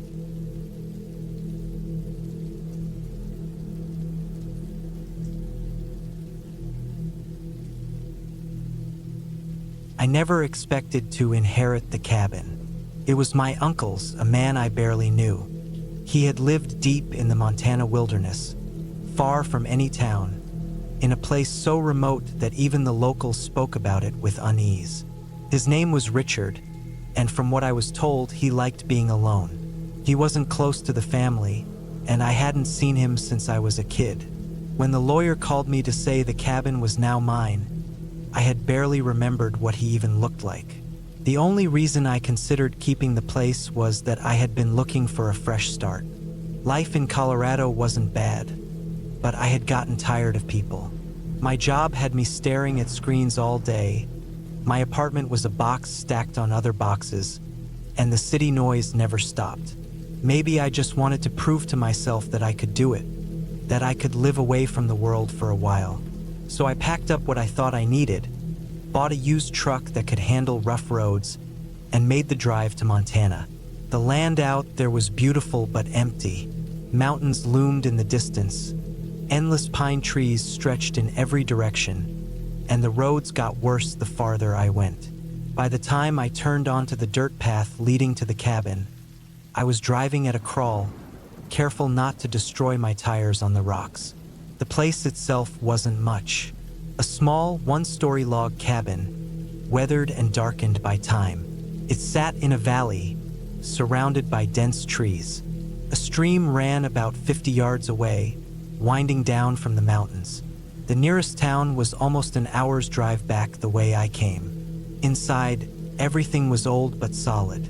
A wood stove, a hand-built table and chairs, a single bed with a lumpy mattress. There was no electricity, just an old propane lantern and a pile of firewood stacked against the wall. The shelves were stocked with canned food, though I didn't trust anything my uncle had left behind. I spent the first few days settling in, cleaning, chopping wood, getting used to the silence. It was peaceful in a way I wasn't used to. No cars, no neighbors, no distant hum of city life. Just wind in the trees, birds calling, the occasional rustling of something in the underbrush. But as the days passed, I started to notice things that didn't feel right. The first thing was the footprints. It had rained one night, and in the morning, I saw tracks in the mud near the tree line. At first, I thought they were mine, but they were bigger, too big to be a deer, and they had a strange shape, almost like someone had walked barefoot, but with oddly long toes. I told myself it was just the way the mud had shifted, maybe an animal I wasn't familiar with. Then there were the noises. At night, I would hear things moving outside. At first, I thought it was just the wind, but it didn't always match up. Sometimes, I would hear soft, deliberate footsteps circling the cabin, stopping just beyond the edge of the window light. I started keeping my hunting rifle close, just in case. One evening, I was outside splitting wood when I noticed something near the stream. A tree, stripped of its bark in long, jagged slashes. The cuts were fresh, the pale wood underneath standing out against the dark trunk. I ran my fingers over the marks. They weren't made by a knife or axe. They were uneven, like something had torn at the tree with its hands. That night, I barred the door and kept the rifle next to my bed. I barely slept. The next morning, I found something new. Near the fire pit, just a few yards from the cabin, was a dead rabbit. His body had been torn open, its insides removed. The way it was laid out felt deliberate. Not the work of a predator, not something natural. I felt sick looking at it. I decided I had to leave. I packed what little I had brought and loaded it into the truck. But when I turned the key, the engine wouldn't start. The battery was fine, the fuel gauge read half full, but the engine just clicked uselessly. I felt trapped. I spent the next few hours checking everything I could, but I wasn't a mechanic. There was no cell service out here. No one would be coming down this road unless I walked out to the highway, which was miles away. As the sun started to set, I felt the weight of being alone settle in. I kept the rifle in my lap as I sat in the cabin, staring at the door. Then, just after dark, I heard it, a slow, scraping sound along the walls. Not heavy, not rushed, just something dragging itself along the outside of the cabin. I didn't move. The noise circled the cabin once, then stopped. I gripped the rifle tighter. Then I heard a deep, ragged breath. It was right outside the window. I forced myself to look. There, just beyond the glass, was a shape. A figure, standing close enough that I could see the outline of its body against the dim light inside the cabin. It was tall, taller than any man I had ever seen. It didn't move. I sat there, gripping the rifle, waiting. Minutes passed. Then, without a sound, it turned and walked back into the trees. I didn't sleep that night. At first light, I took my hunting knife, my rifle, and a backpack, and I started walking. I didn't stop. I didn't look back. It took me most of the day, but I reached the highway. A truck driver picked me up a few hours later, said I looked like I had seen a ghost. I never went back for the truck, never told anyone what happened. A month later, I sold the cabin. Cheap, I didn't care. The new owner lasted 3 weeks before putting it back on the market. I don't know what he saw, and I don't want to,